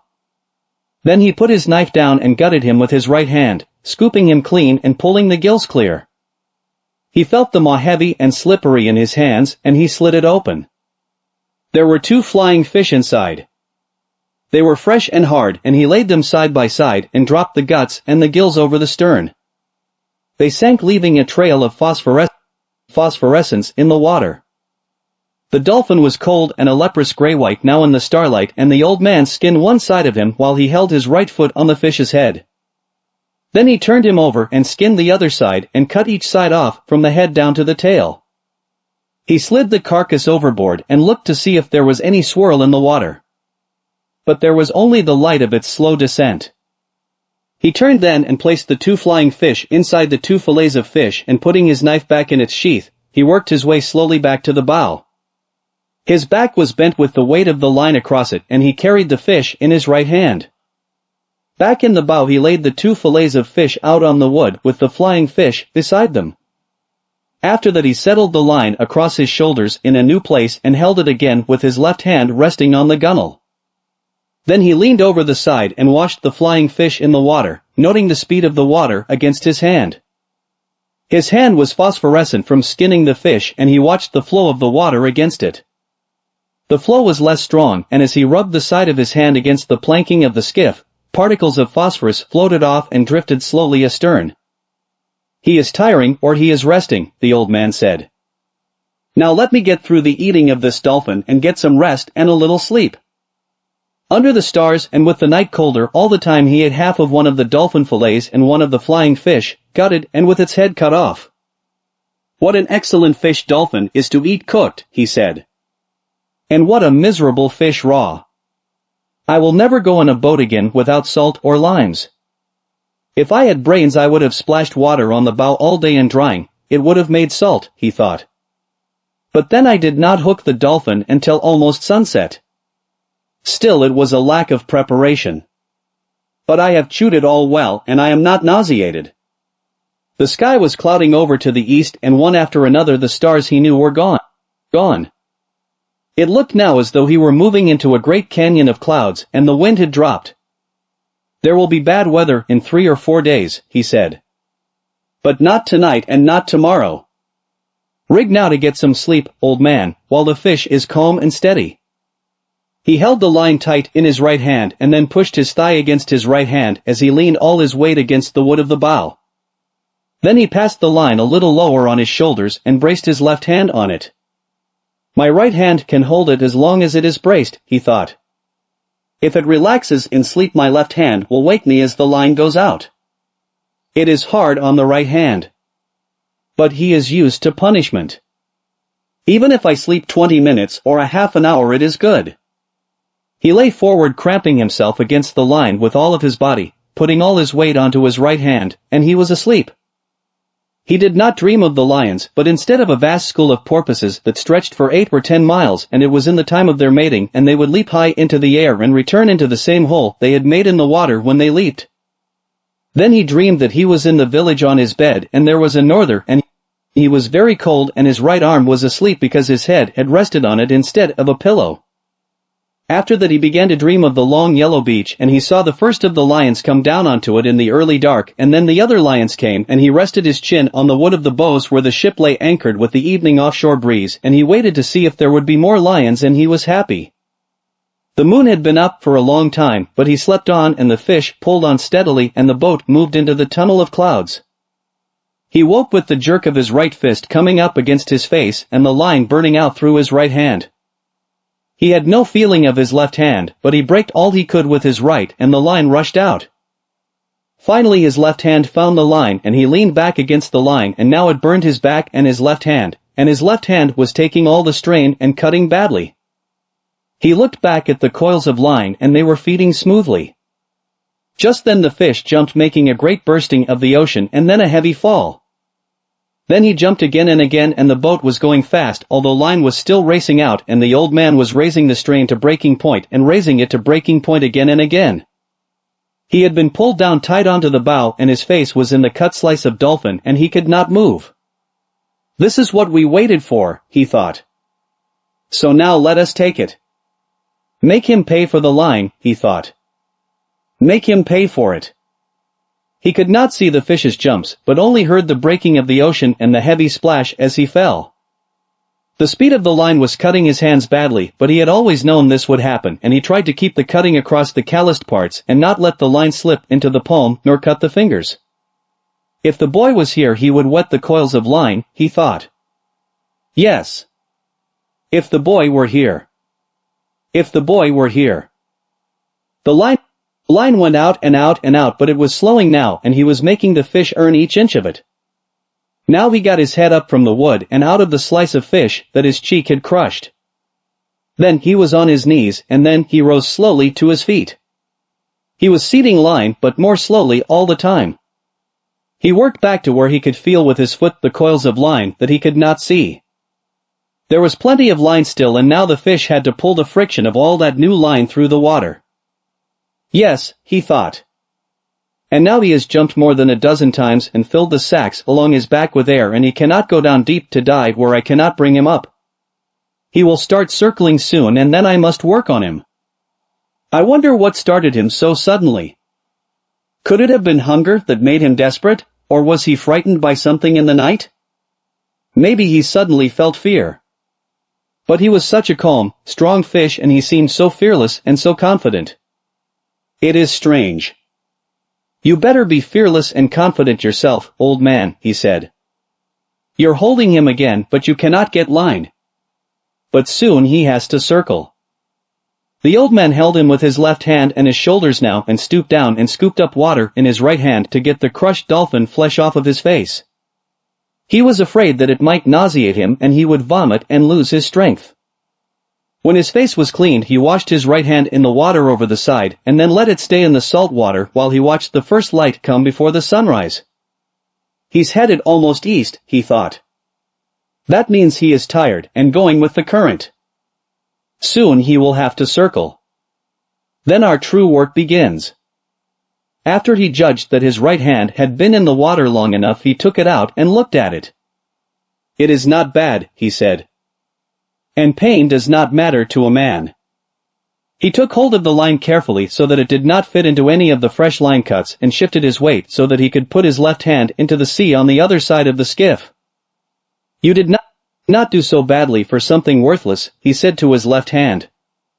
But there was a moment when I could not find you. Why was I not born with two good hands? He thought. Perhaps it was my fault in not training that one properly. But God knows he has had enough chances to learn. He did not do so badly in the night, though, and he has only cramped once. If he cramps again, let the line cut him off. When he thought that he knew that he was not being clear-headed and he thought he should chew some more of the dolphin. But I can't, he told himself. It is better to be light-headed than to lose your strength from nausea. And I know I cannot keep it if I eat it since my face was in it. I will keep it for an emergency until it goes bad. But it is too late to try for strength now through nourishment. You're stupid, he told himself. Eat the other flying fish.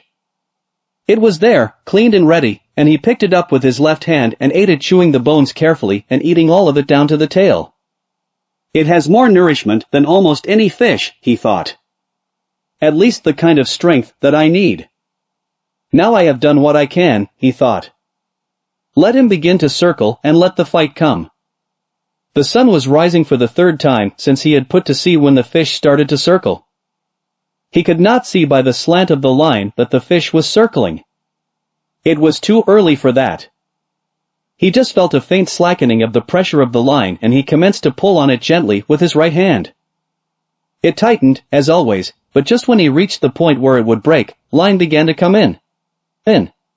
He slipped his shoulders and head from under the line and began to pull in line steadily and gently.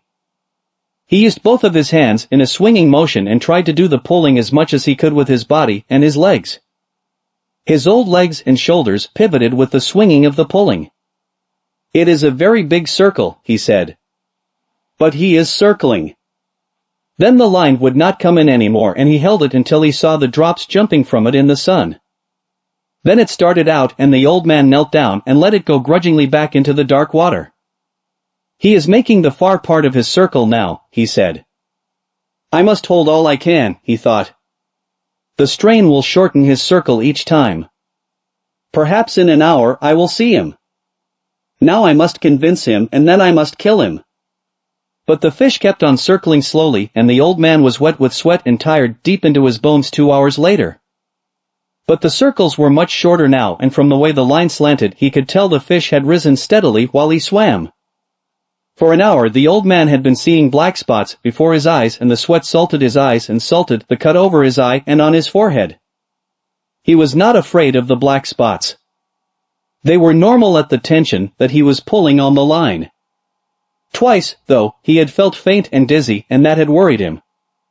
I could not fail myself and die on a fish like this, he said. Now that I have him coming so beautifully, God help me endure. I'll say 100 Our Fathers and 100 Hail Marys. But I cannot say them now. Consider them said, he thought. I'll say them later. Just then he felt a sudden banging and jerking on the line he held with his 2 hands. It was sharp and hard-feeling and heavy. He is hitting the wire leader with his spear, he thought. That was bound to come.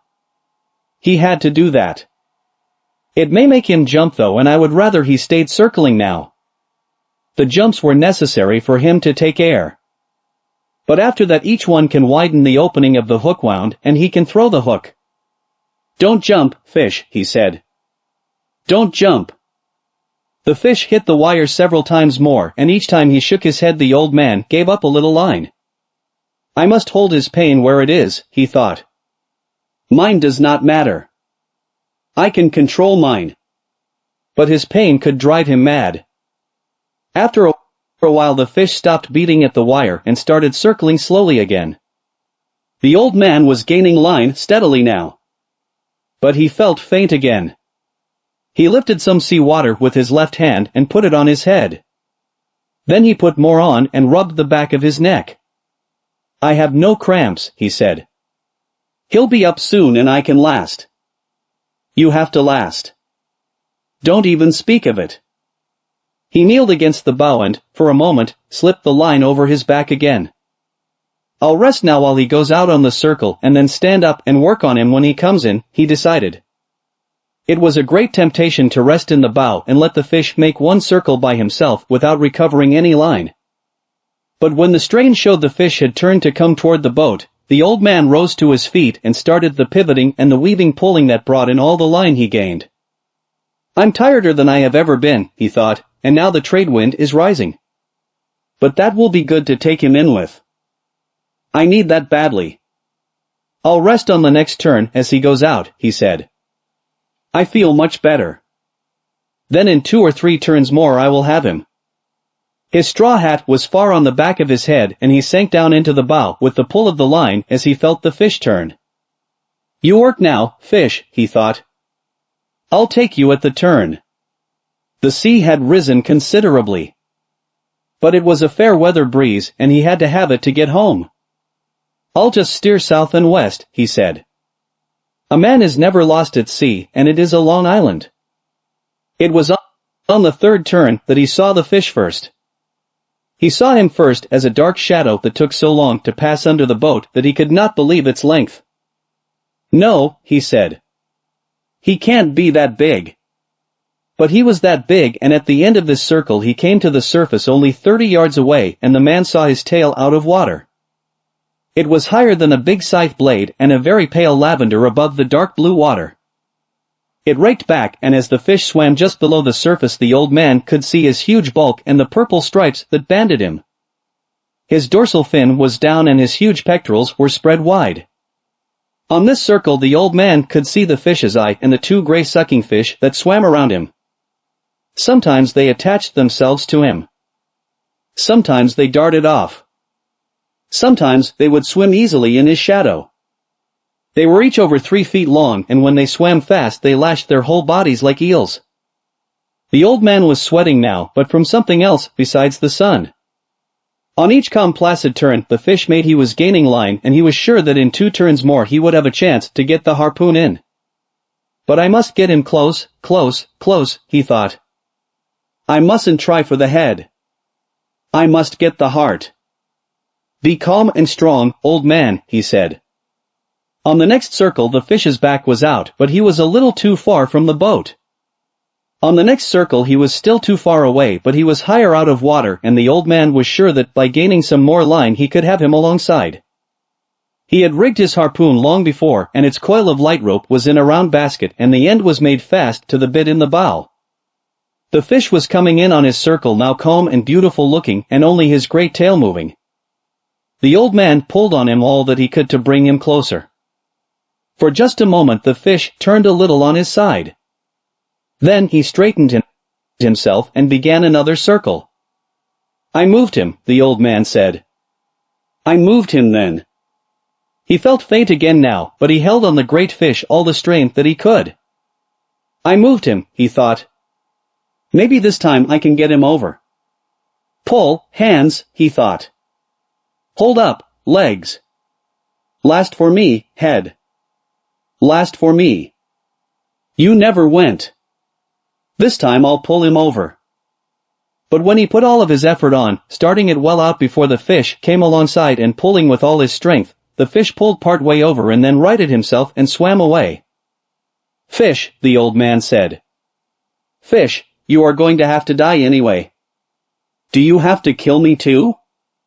That way nothing is accomplished, he thought. His mouth was too dry to speak, but he could not reach for the water now. I must get him alongside this time, he thought. I am not good for many more turns. Yes, you are, he told himself. You're good forever. On the next turn, he nearly had him. But again the fish righted himself and swam slowly away. You are killing me, fish, the old man thought. But you have a right to. Never have I seen a greater, or more beautiful, or a calmer or more noble thing than you, brother. Come on and kill me. I do not care who kills who. Now you are getting confused in the head, he thought. You must keep your head clear. Keep your head clear and know how to suffer like a man. Or a fish, he thought. Clear up, head, he said in a voice he could hardly hear. Clear up. Twice more it was the same on the turns. I do not know, the old man thought. He had been on the point of feeling himself go each time. I do not know. But I will try it once more. He tried it once more and he felt himself going when he turned the fish. The fish righted himself and swam off again slowly with the great tail weaving in the air. I'll try it again, the old man promised, although his hands were mushy now and he could only see well in flashes. He tried it again and it was the same. So, he thought, and he felt himself going before he started, I will try it once again. He took all his pain and what was left of his strength and his long-gone pride and he put it against the fish's agony and the fish came over onto his side and swam gently on his side, his bill almost touching the planking of the skiff and started to pass the boat, long, deep, wide, silver and barred with purple and interminable, in the water. The old man dropped the line and put his foot on it and lifted the harpoon as high as he could and drove it down with all his strength, and more strength he had just summoned, into the fish's side just behind the great chest fin that rose high in the air to the altitude of the man's chest. He felt the iron go in and he leaned on it and drove it further and then pushed all his weight after it.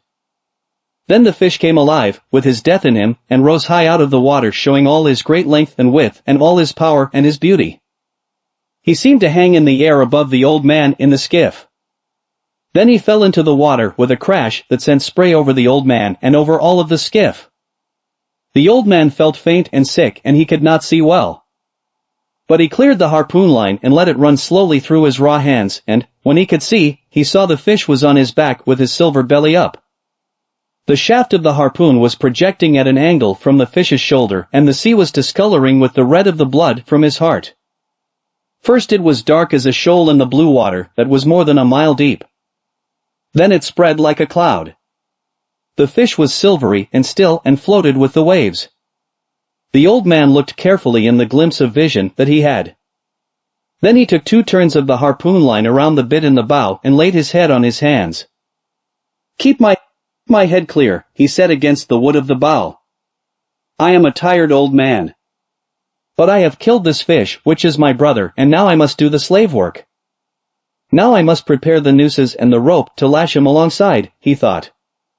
Even if we were 2 and swamped her to load him and bailed her out, this skiff would never hold him. I must prepare everything, then bring him in and lash him well and step the mast and set sail for home. He started to pull the fish in to have him alongside so that he could pass a line through his gills and out his mouth and make his head fast alongside the bow. I want to see him, he thought, and to touch and to feel him. He is my fortune, he thought. But that is not why I wish to feel him. I think I felt his heart, he thought, when I pushed on the harpoon shaft the second time. Bring him in now and make him fast and get the noose around his tail and another around his middle to bind him to the skiff. Get to work, old man, he said. He took a very small drink of the water. There is very much slave work to be done now that the fight is over. He looked up at the sky and then out to his fish. He looked at the sun carefully. It is not much more than noon, he thought. And the trade wind is rising. The lines all mean nothing now. The boy and I will splice them when we are home. Come on, fish, he said. But the fish did not come. Instead, he lay there wallowing now in the seas and the old man pulled the skiff up onto him. When he was even with him and had the fish's head against the bow, he could not believe his size. But he untied the harpoon rope from the bit, passed it through the fish's gills and out his jaws, made a turn around his sword, then passed the rope through the other gill, made another turn around the bill and knotted the double rope and made it fast to the bit in the bow. He cut the rope then and went astern to noose the tail. The fish had turned silver from his original purple and silver, and the stripes showed the same pale violet color as his tail. They were wider than a man's hand with his fingers spread, and the fish's eye looked as detached as the mirrors in a periscope or as a saint in a procession. It was the only way to kill him, the old man said. He was feeling better since the water and he knew he would not go away and his head was clear. He's over 1,500 pounds the way he is, he thought. Maybe much more. If he dresses out 2/3 of that at 30 cents a pound? I need a pencil for that, he said. My head is not that clear. But I think the great DiMaggio would be proud of me today. I had no bone spurs. But the hands and the back hurt truly. I wonder what a bone spur is, he thought. Maybe we have them without knowing of it. He made the fish fast to bow and stern and to the middle thwart. He was so big it was like lashing a much bigger skiff alongside.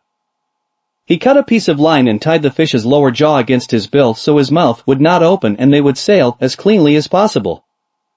Then he stepped the mast end, with the stick that was his gaff and with his boom rigged, the patched sail drew, the boat began to move, and half lying in the stern he sailed southwest. He did not need a compass to tell him where southwest was.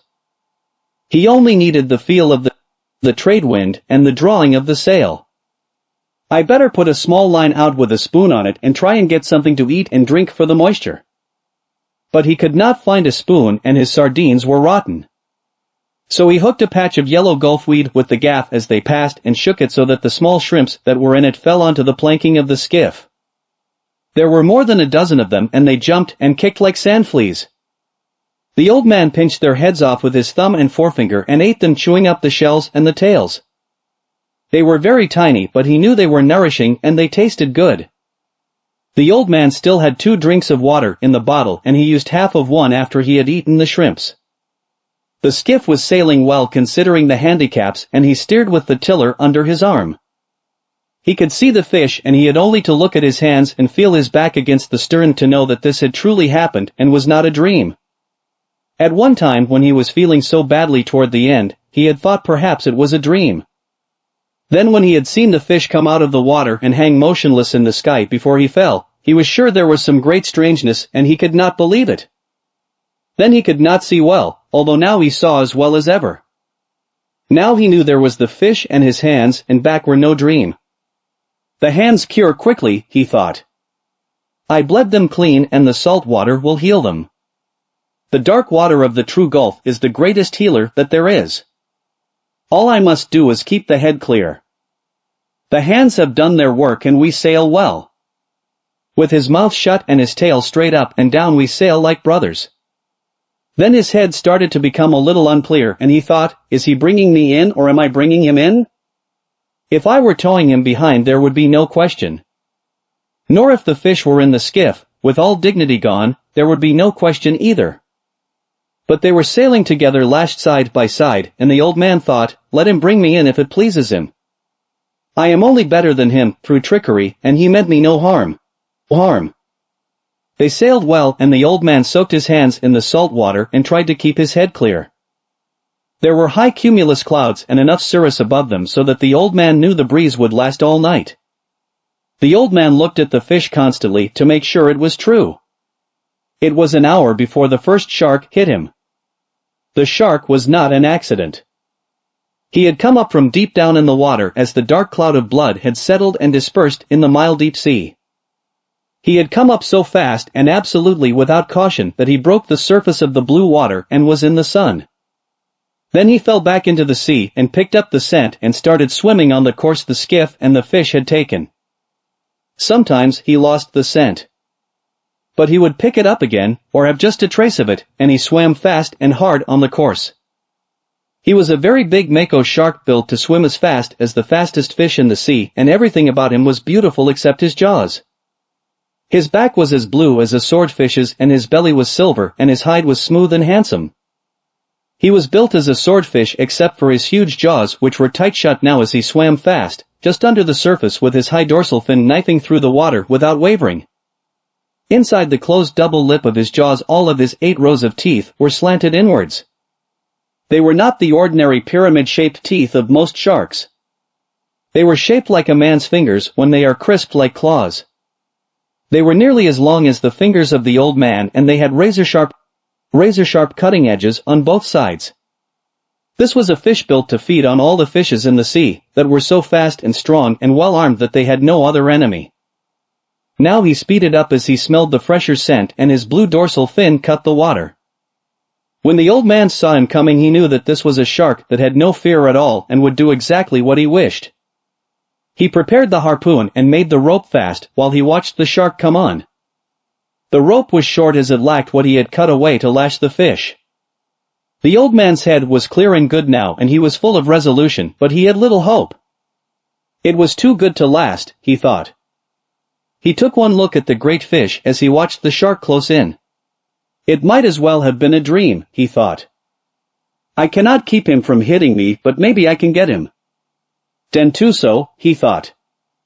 Bad luck to your mother. The shark closed fast astern, and when he hit the fish, the old man saw his mouth open and his strange eyes and the clicking chop of the teeth as he drove forward in the meat just above the tail. The shark's head was out of water and his back was coming out, and the old man could hear the noise of skin and flesh ripping on the big fish when he rammed the harpoon down onto the shark's head at a spot where the line between his eyes intersected with the line that ran straight back from his nose. There were no such lines. There was only the heavy sharp blue head and the big eyes and the clicking, thrusting all-swallowing jaws. But that was the location of the brain, and the old man hit it. He hit it with his blood-mushed hands, driving a good harpoon with all his strength. He hit it without hope, but with resolution and complete malignancy. The shark swung over and the old man saw his eye was not alive, and then he swung over once again, wrapping himself in 2 loops of the rope. The old man knew that he was dead, but the shark would not accept it. Then, on his back, with his tail lashing and his jaws clicking, the shark plowed over the water as a speedboat does. The water was white where his tail beat it, and three quarters of his body was clear above the water when the rope came taut, shivered, and then snapped. The shark lay quietly for a little while on the surface, and the old man watched him. Then he went down very slowly. He took about 40 pounds, the old man said aloud. He took my harpoon too, and all the rope, he thought, and now my fish bleeds again, and there will be others. He did not like to look at the fish anymore since he had been mutilated. When the fish had been hit, it was as though he himself were hit. But I killed the shark that hit my fish, he thought. And he was the biggest dentuso that I have ever seen. And God knows that I have seen big ones. It was too good to last, he thought. I wish it had been a dream now, and that I had never hooked the fish and was alone in bed on the newspapers. But man is not made for defeat, he said. A man can be destroyed, but not defeated. I am sorry that I killed the fish though, he thought. Now the bad time is coming, and I do not even have the harpoon. The dentuso is cruel and able and strong and intelligent. But I was more intelligent than he was. Perhaps not, he thought. Perhaps I was only better armed. Don't think, old man, he said aloud. Sail on this course and take it when it comes. But I must think, he thought. Because it is all I have left. That and baseball. I wonder how the great DiMaggio would have liked the way I hit him in the brain. It was no great thing, he thought. Any man could do it. But do you think my hands were as great a handicap as the bone spurs? I cannot know. I never had anything wrong with my heel except the time the stingray stung it when I stepped on him when swimming and paralyzed the lower leg and made the unbearable pain. Think about something cheerful, old man, he said. Every minute now you are closer to home. You sail lighter for the loss of 40 pounds. He knew quite well the pattern of what could happen when he reached the inner part of the current. But there was nothing to be done now. Yes, there is, he said aloud. I can lash my knife to the butt of one of the oars.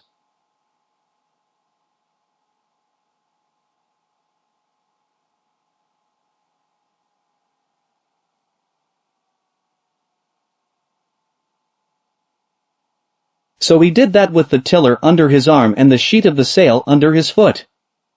Now, he said, I am still an old man.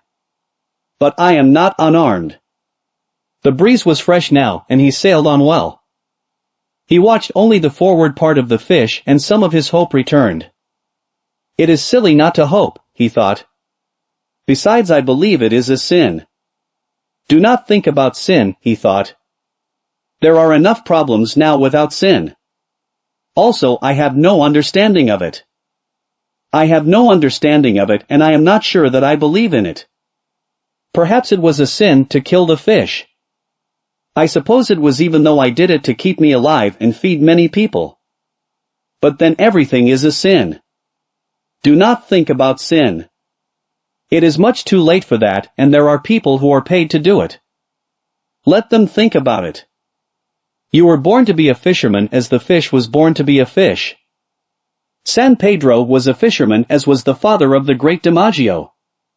But he liked to think about all things that he was involved in, and since there was nothing to read and he did not have a radio, he thought much and he kept on thinking about sin.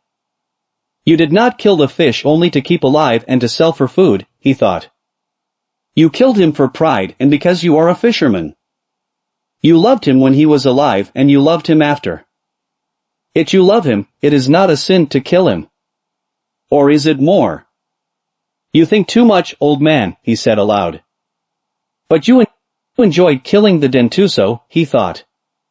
He lives on the live fish as you do. He is not a scavenger nor just a moving appetite as some sharks are. He is beautiful and noble and knows no fear of anything.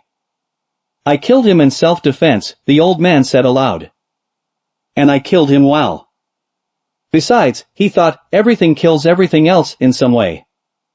Fishing kills me exactly as it keeps me alive. The boy keeps me alive, he thought. I must not deceive myself too much. He leaned over the side and pulled loose a piece of the meat of the fish where the shark had cut him. He chewed it and noted its quality and its good taste. It was firm and juicy, like meat, but it was not red. There was no stringiness in it and he knew that it would bring the highest price in the market. But there was no way to keep it sent out of the water and the old man knew that a very bad time was coming. The breeze was steady. It had backed a little further into the northeast and he knew that meant that it would not fall off. The old man looked ahead of him but he could see no sails nor could he see the hull nor the smoke of any ship. There were only the flying fish that went up from his bow sailing away to either side and the yellow patches of gulfweed. He could not even see a bird. He had sailed for 2 hours, resting in the stern and sometimes chewing a bit of the meat from the marlin, trying to rest and to be strong, when he saw the first of the 2 sharks. "I," he said aloud. There is no translation for this word and perhaps it is just a noise such as a man might make, involuntarily, feeling the nail go through his hands and into the wood. "Galanos," he said aloud. He had seen the second fin now coming up behind the first and had identified them as shovel-nosed sharks by the brown, triangular fin and the sweeping movements of the tail. They had the scent and were excited and in the stupidity of their great hunger they were losing and finding the scent in their excitement. But they were closing all the time. The old man made the sheet fast and jammed the tiller. Then he took up the oar with the knife lashed to it. He lifted it as lightly as he could because his hands rebelled at the pain. Then he opened and closed them on it lightly to loosen them. He closed them firmly so they would take the pain now and would not flinch and watched the sharks come. He could see their wide, flattened, shovel-pointed heads now and their white-tipped wide pectoral fins. They were hateful sharks, bad-smelling, scavengers as well as killers, and when they were hungry they would bite at an oar or the rudder of a boat. It was these sharks that would cut the turtles' legs and flippers off when the turtles were asleep on the surface, and they would hit a man in the water if they were hungry, even if the man had no smell of fish blood nor of fish slime on him. "Aye," the old man said. "Galanos. Come on, Galanos." They came. But they did not come as the Mako had come. One turned and went out of sight under the skiff and the old man could feel the skiff shake as he jerked and pulled on the fish. The other watched the old man with his slitted yellow eyes and then came in fast with his half-circle of jaws wide to hit the fish where he had already been bitten. The line showed clearly on the top of his brown head and back where the brain joined the spinal cord and the old man drove the knife on the oar into the juncture, withdrew it, and drove it in again into the shark's yellow cat-like eyes. The shark let go of the fish and slid down, swallowing what he had taken as he died. The skiff was still shaking with the destruction the other shark was doing to the fish and the old man let go the sheet so that the skiff would swing broadside and bring the shark out from under. When he saw the shark he leaned over the side and punched at him. He hit only meat and the hide was set hard and he barely got the knife in. The blow hurt not only his hands but his shoulder too. But the shark came up fast with his head out and the old man hit him squarely in the center of his flat-topped head as his nose came out of water and lay against the fish. The old man withdrew the blade and punched the shark exactly in the same spot again. He still hung to the fish with his jaws hooked, and the old man stabbed him in his left eye. The shark still hung there. "No," the old man said, and he drove the blade between the vertebrae and the brain. It was an easy shot now, and he felt the cartilage sever. The old man reversed the oar and put the blade between the shark's jaws to open them. He twisted the blade, and as the shark slid loose he said, "Go on, Galano. Slide down a mile deep. Go see your friend, or maybe it's your mother." The old man wiped the blade of his knife and laid down the oar. Then he found the sheet and the sail filled, and he brought the skiff onto her course. "They must have taken a quarter of him and of the best meat," he said aloud. "I wish it were a dream and that I had never hooked him. I'm sorry about it, fish. It makes everything wrong." He stopped, and he did not want to look at the fish now. Drained of blood and awash, he looked the color of the silver backing of a mirror, and his stripes still showed. "I shouldn't have gone out so far, fish," he said. "Neither for you nor for me. I'm sorry, fish." "Now," he said to himself, "look to the lashing on the knife and see if it has been cut. Then get your hand in order, because there still is more to come." "I wish I had a stone for the knife," the old man said after he had checked the lashing on the oar, "but I should have brought a stone." "You should have brought many things," he thought. "But you did not bring them, old man. Now is no time to think of what you do not have.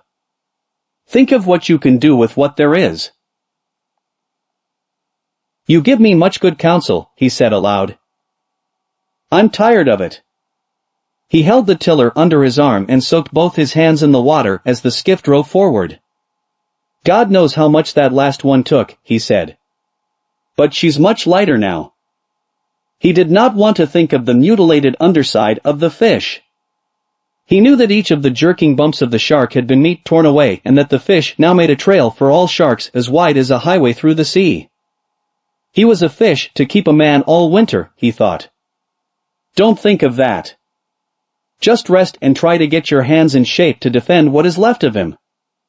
The blood smell from my hands means nothing now with all that scent in the water. Besides, they do not bleed much. There is nothing cut that means anything. The bleeding may keep the left from cramping. What can I think of now? He thought. Nothing. I must think of nothing and wait for the next ones. I wish it had really been a dream, he thought. But who knows? It might have turned out well. The next shark that came was a single shovel nose. He came like a pig to the trough if a pig had a mouth so wide that you could put your head in it. The old man let him hit the fish and then drove the knife on the oar down into his brain. But the shark jerked backwards as he rolled and the knife blade snapped. The old man settled himself to steer. He did not even watch the big shark sinking slowly in the water, showing first life-size, then small, then tiny. That always fascinated the old man. But he did not even watch it now. I have the gaff now, he said. But it will do no good. I have the 2 oars and the tiller and the short club. Now they have beaten me, he thought. I am too old to club sharks to death.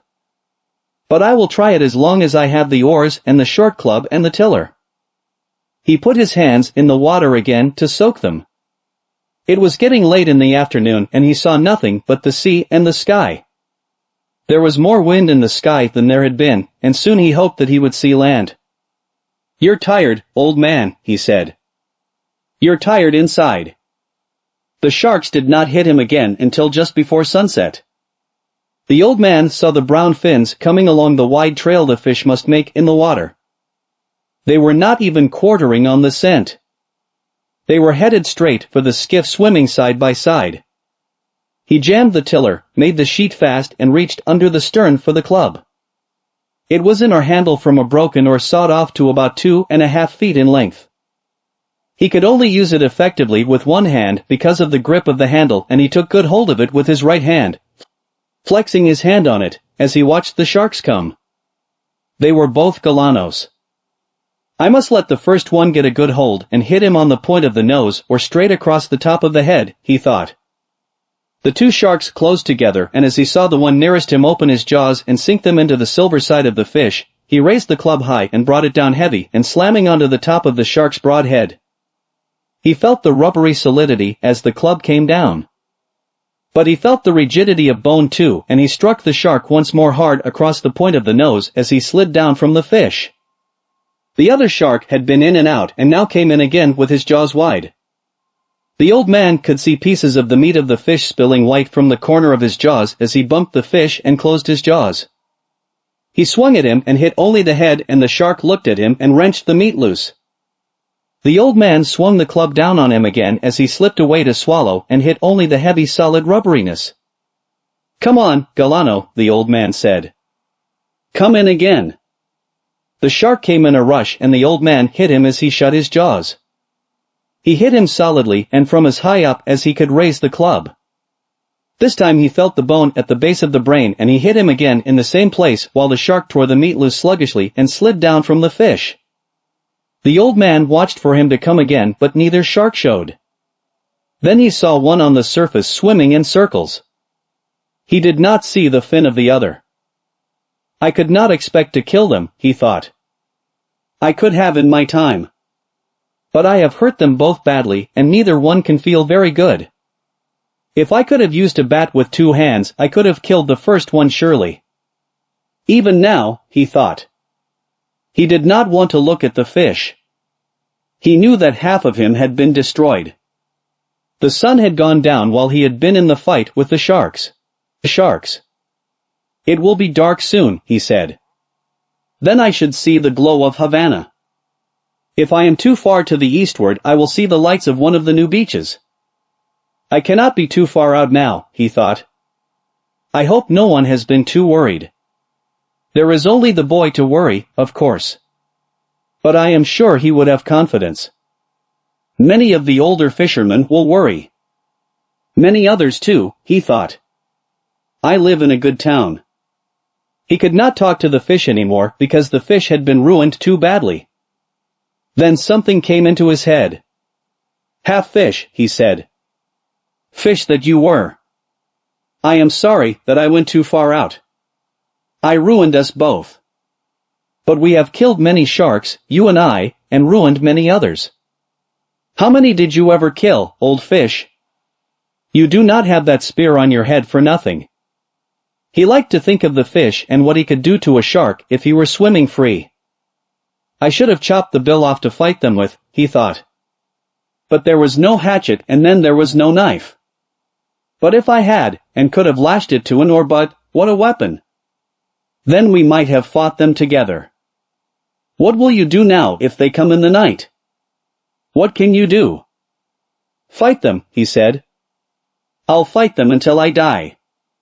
But in the dark now and no glow showing and no lights and only the wind and the steady pull of the sail, he felt that perhaps he was already dead. He put his 2 hands together and felt the palms. They were not dead and he could bring the pain of life by simply opening and closing them. He leaned his back against the stern and knew he was not dead. His shoulders told him.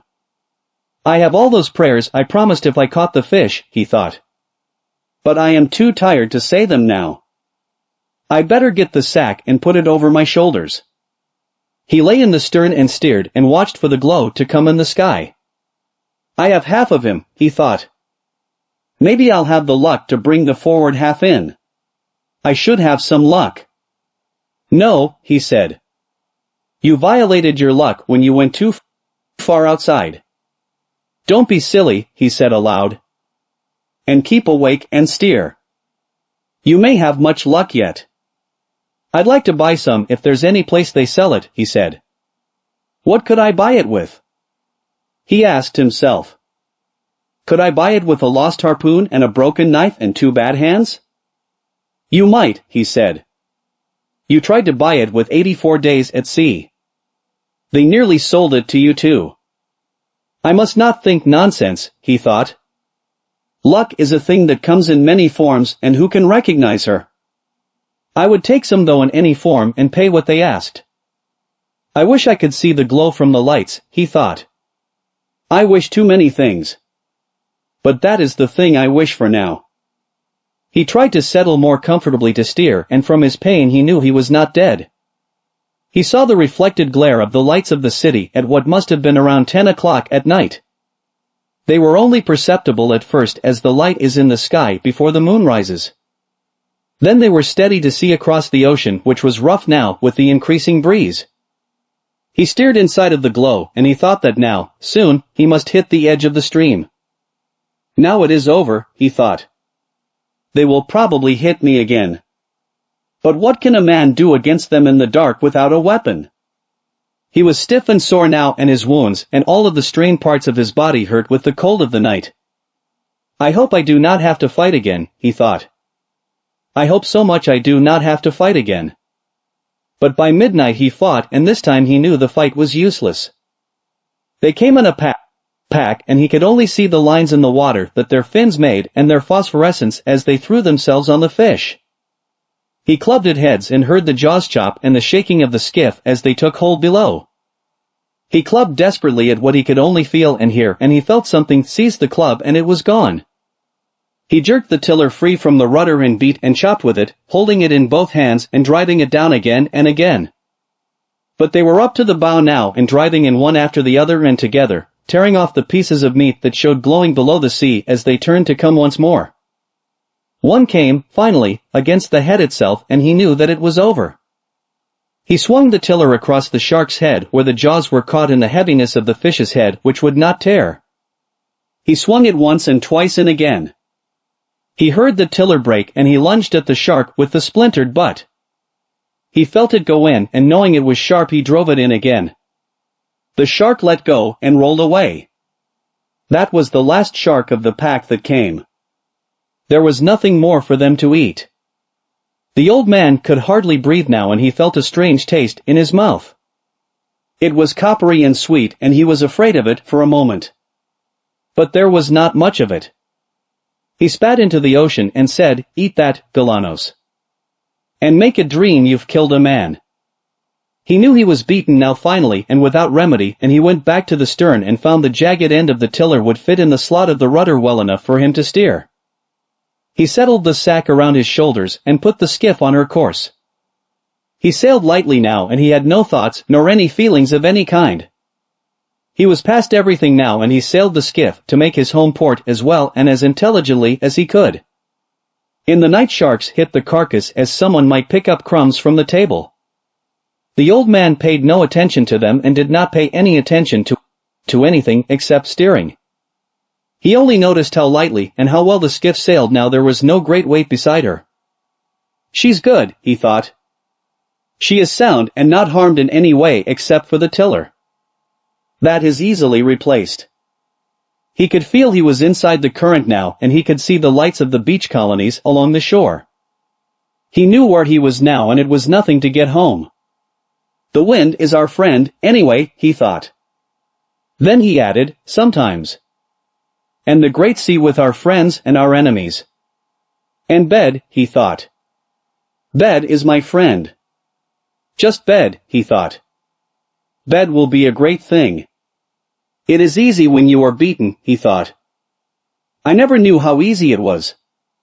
And what beat you, he thought. Nothing, he said aloud. I went out too far. When he sailed into the little harbor, the lights of the terrace were out and he knew everyone was in bed. The breeze had risen steadily and was blowing strongly now.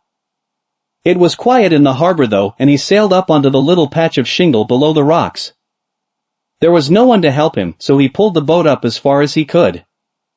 Then he stepped out and made her fast to a rock. He unstepped the mast and furled the sail and tied it. Then he shouldered the mast and started to climb. It was then he knew the depth of his tiredness. He stopped for a moment and looked back and saw in the reflection from the street light the great tail of the fish standing up well behind the skiff's stern. He saw the white naked line of his backbone and the dark mass of the head with the projecting bill and all the nakedness between.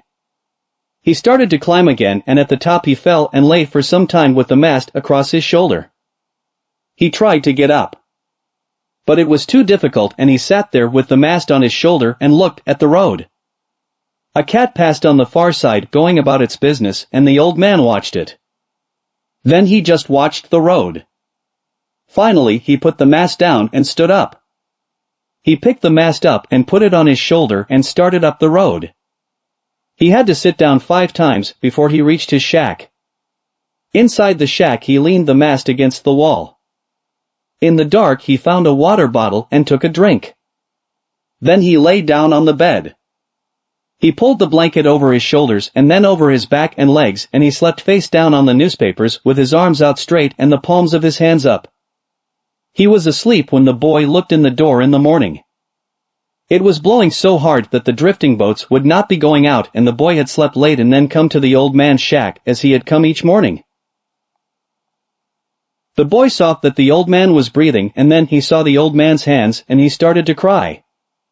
He went out very quietly to go to bring some coffee and all the way down the road he was crying. Many fishermen were around the skiff looking at what was lashed beside it and one was in the water, his trousers rolled up, measuring the skeleton with a length of line. The boy did not go down. He had been there before and one of the fishermen was looking after the skiff for him. "How is he?" One of the fishermen shouted. "Sleeping," the boy called. He did not care that they saw him crying. Let no one disturb him. He was 18 feet from nose to tail, the fisherman who was measuring him called. "I believe it," the boy said. He went into the terrace and asked for a can of coffee. Hot and with plenty of milk and sugar in it. "Anything more?" "No. Afterwards I will see what he can eat." "What a fish it was," the proprietor said. "There has never been such a fish. Those were 2 fine fish you took yesterday too." "Damn my fish," the boy said and he started to cry again. "Do you want a drink of any kind?" the proprietor asked. "No," the boy said. "Tell them not to bother Santiago. I'll be back. Tell him how sorry I am." "Thanks," the boy said. The boy carried the hot can of coffee up to the old man's shack and sat by him until he woke. Once it looked as though he were waking.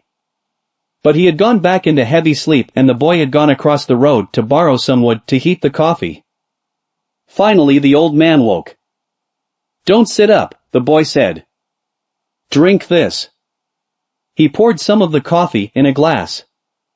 The old man took it and drank it. "They beat me, Manolin," he said. "They truly beat me."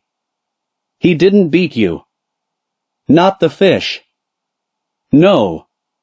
Truly. It was afterwards." Pedrico was looking after the skiff and the gear. "What do you want done with the head?" "Let Pedrico chop it up to use in fish traps." "And the spear?" "You keep it if you want it." "I want it," the boy said. "Now we must make our plans about the other things." "Did they search for me?" "Of course. With Coast Guard and with planes." "The ocean is very big and a skiff is small and hard to see," the old man said. He noticed how pleasant it was to have someone to talk to instead of speaking only to himself and to the sea. "I missed you," he said. "What did you catch?" "One the first day. 1 the second and 2 the third." "Very good. Now we fish together again." "No. I am not lucky. I am not lucky anymore." "The hell with luck," the boy said. "I'll bring the luck with me." "What will your family say?" "I do not care. I caught 2 yesterday. But we will fish together now, for I still have much to learn. We must get a good killing lance and always have it on board. You can make the blade from a spring leaf from an old Ford. We can grind it in Guanabacoa. It should be sharp and not tempered so it will break. My knife broke. I'll get another knife and have the spring ground. How many days of heavy brisa have we? Maybe 3. Maybe more. I will have everything in order, the boy said. You get your hands well, old man. I know how to care for them. In the night I spat something strange and felt something in my chest was broken. Get that well too, the boy said. Lie down, old man, and I will bring you your clean shirt. And something to eat. Bring any of the papers of the time that I was gone, the old man said.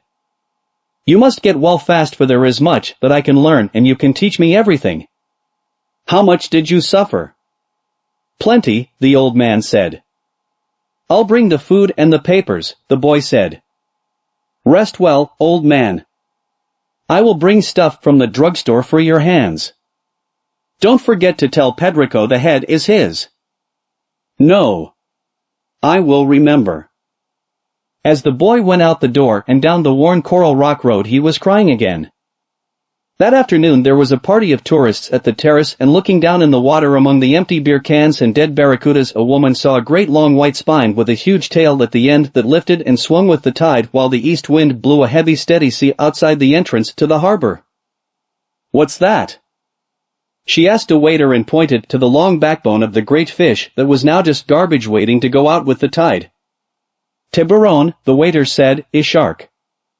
He was meaning to explain what had happened. I didn't know sharks had such handsome, beautifully formed tails. I didn't either, her male companion said. Up the road, in his shack, the old man was sleeping again. He was still sleeping on his face, and the boy was sitting by him watching him. The old man was dreaming about the lions. Hey guys, this the novel, The Old Man and the Sea by Ernest Hemingway. For more novels, like, share, and subscribe our YouTube channel, Seeken 2.0. Share your opinion in the comments section and see you soon. Bye, Allah Hafiz.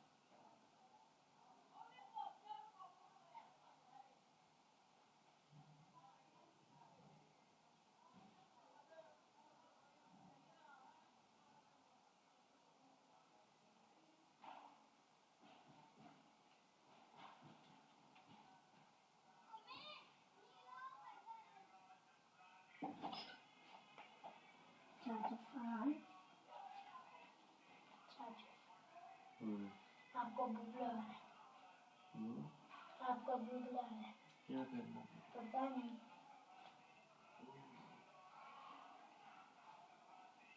आ जाओ। अच्छा हो गया, चाचू सोया होगा।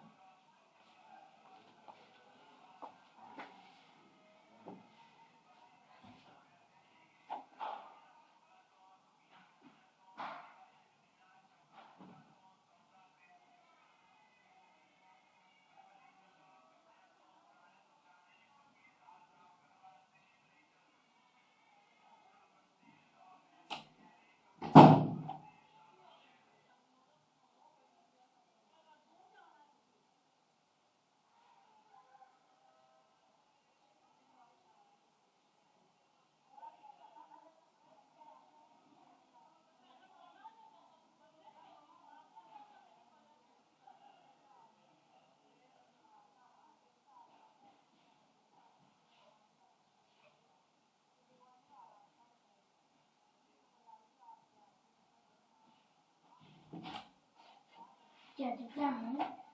अबू कहते मेरी बात सुन जाओ, फिर आप जाके सो जाओ।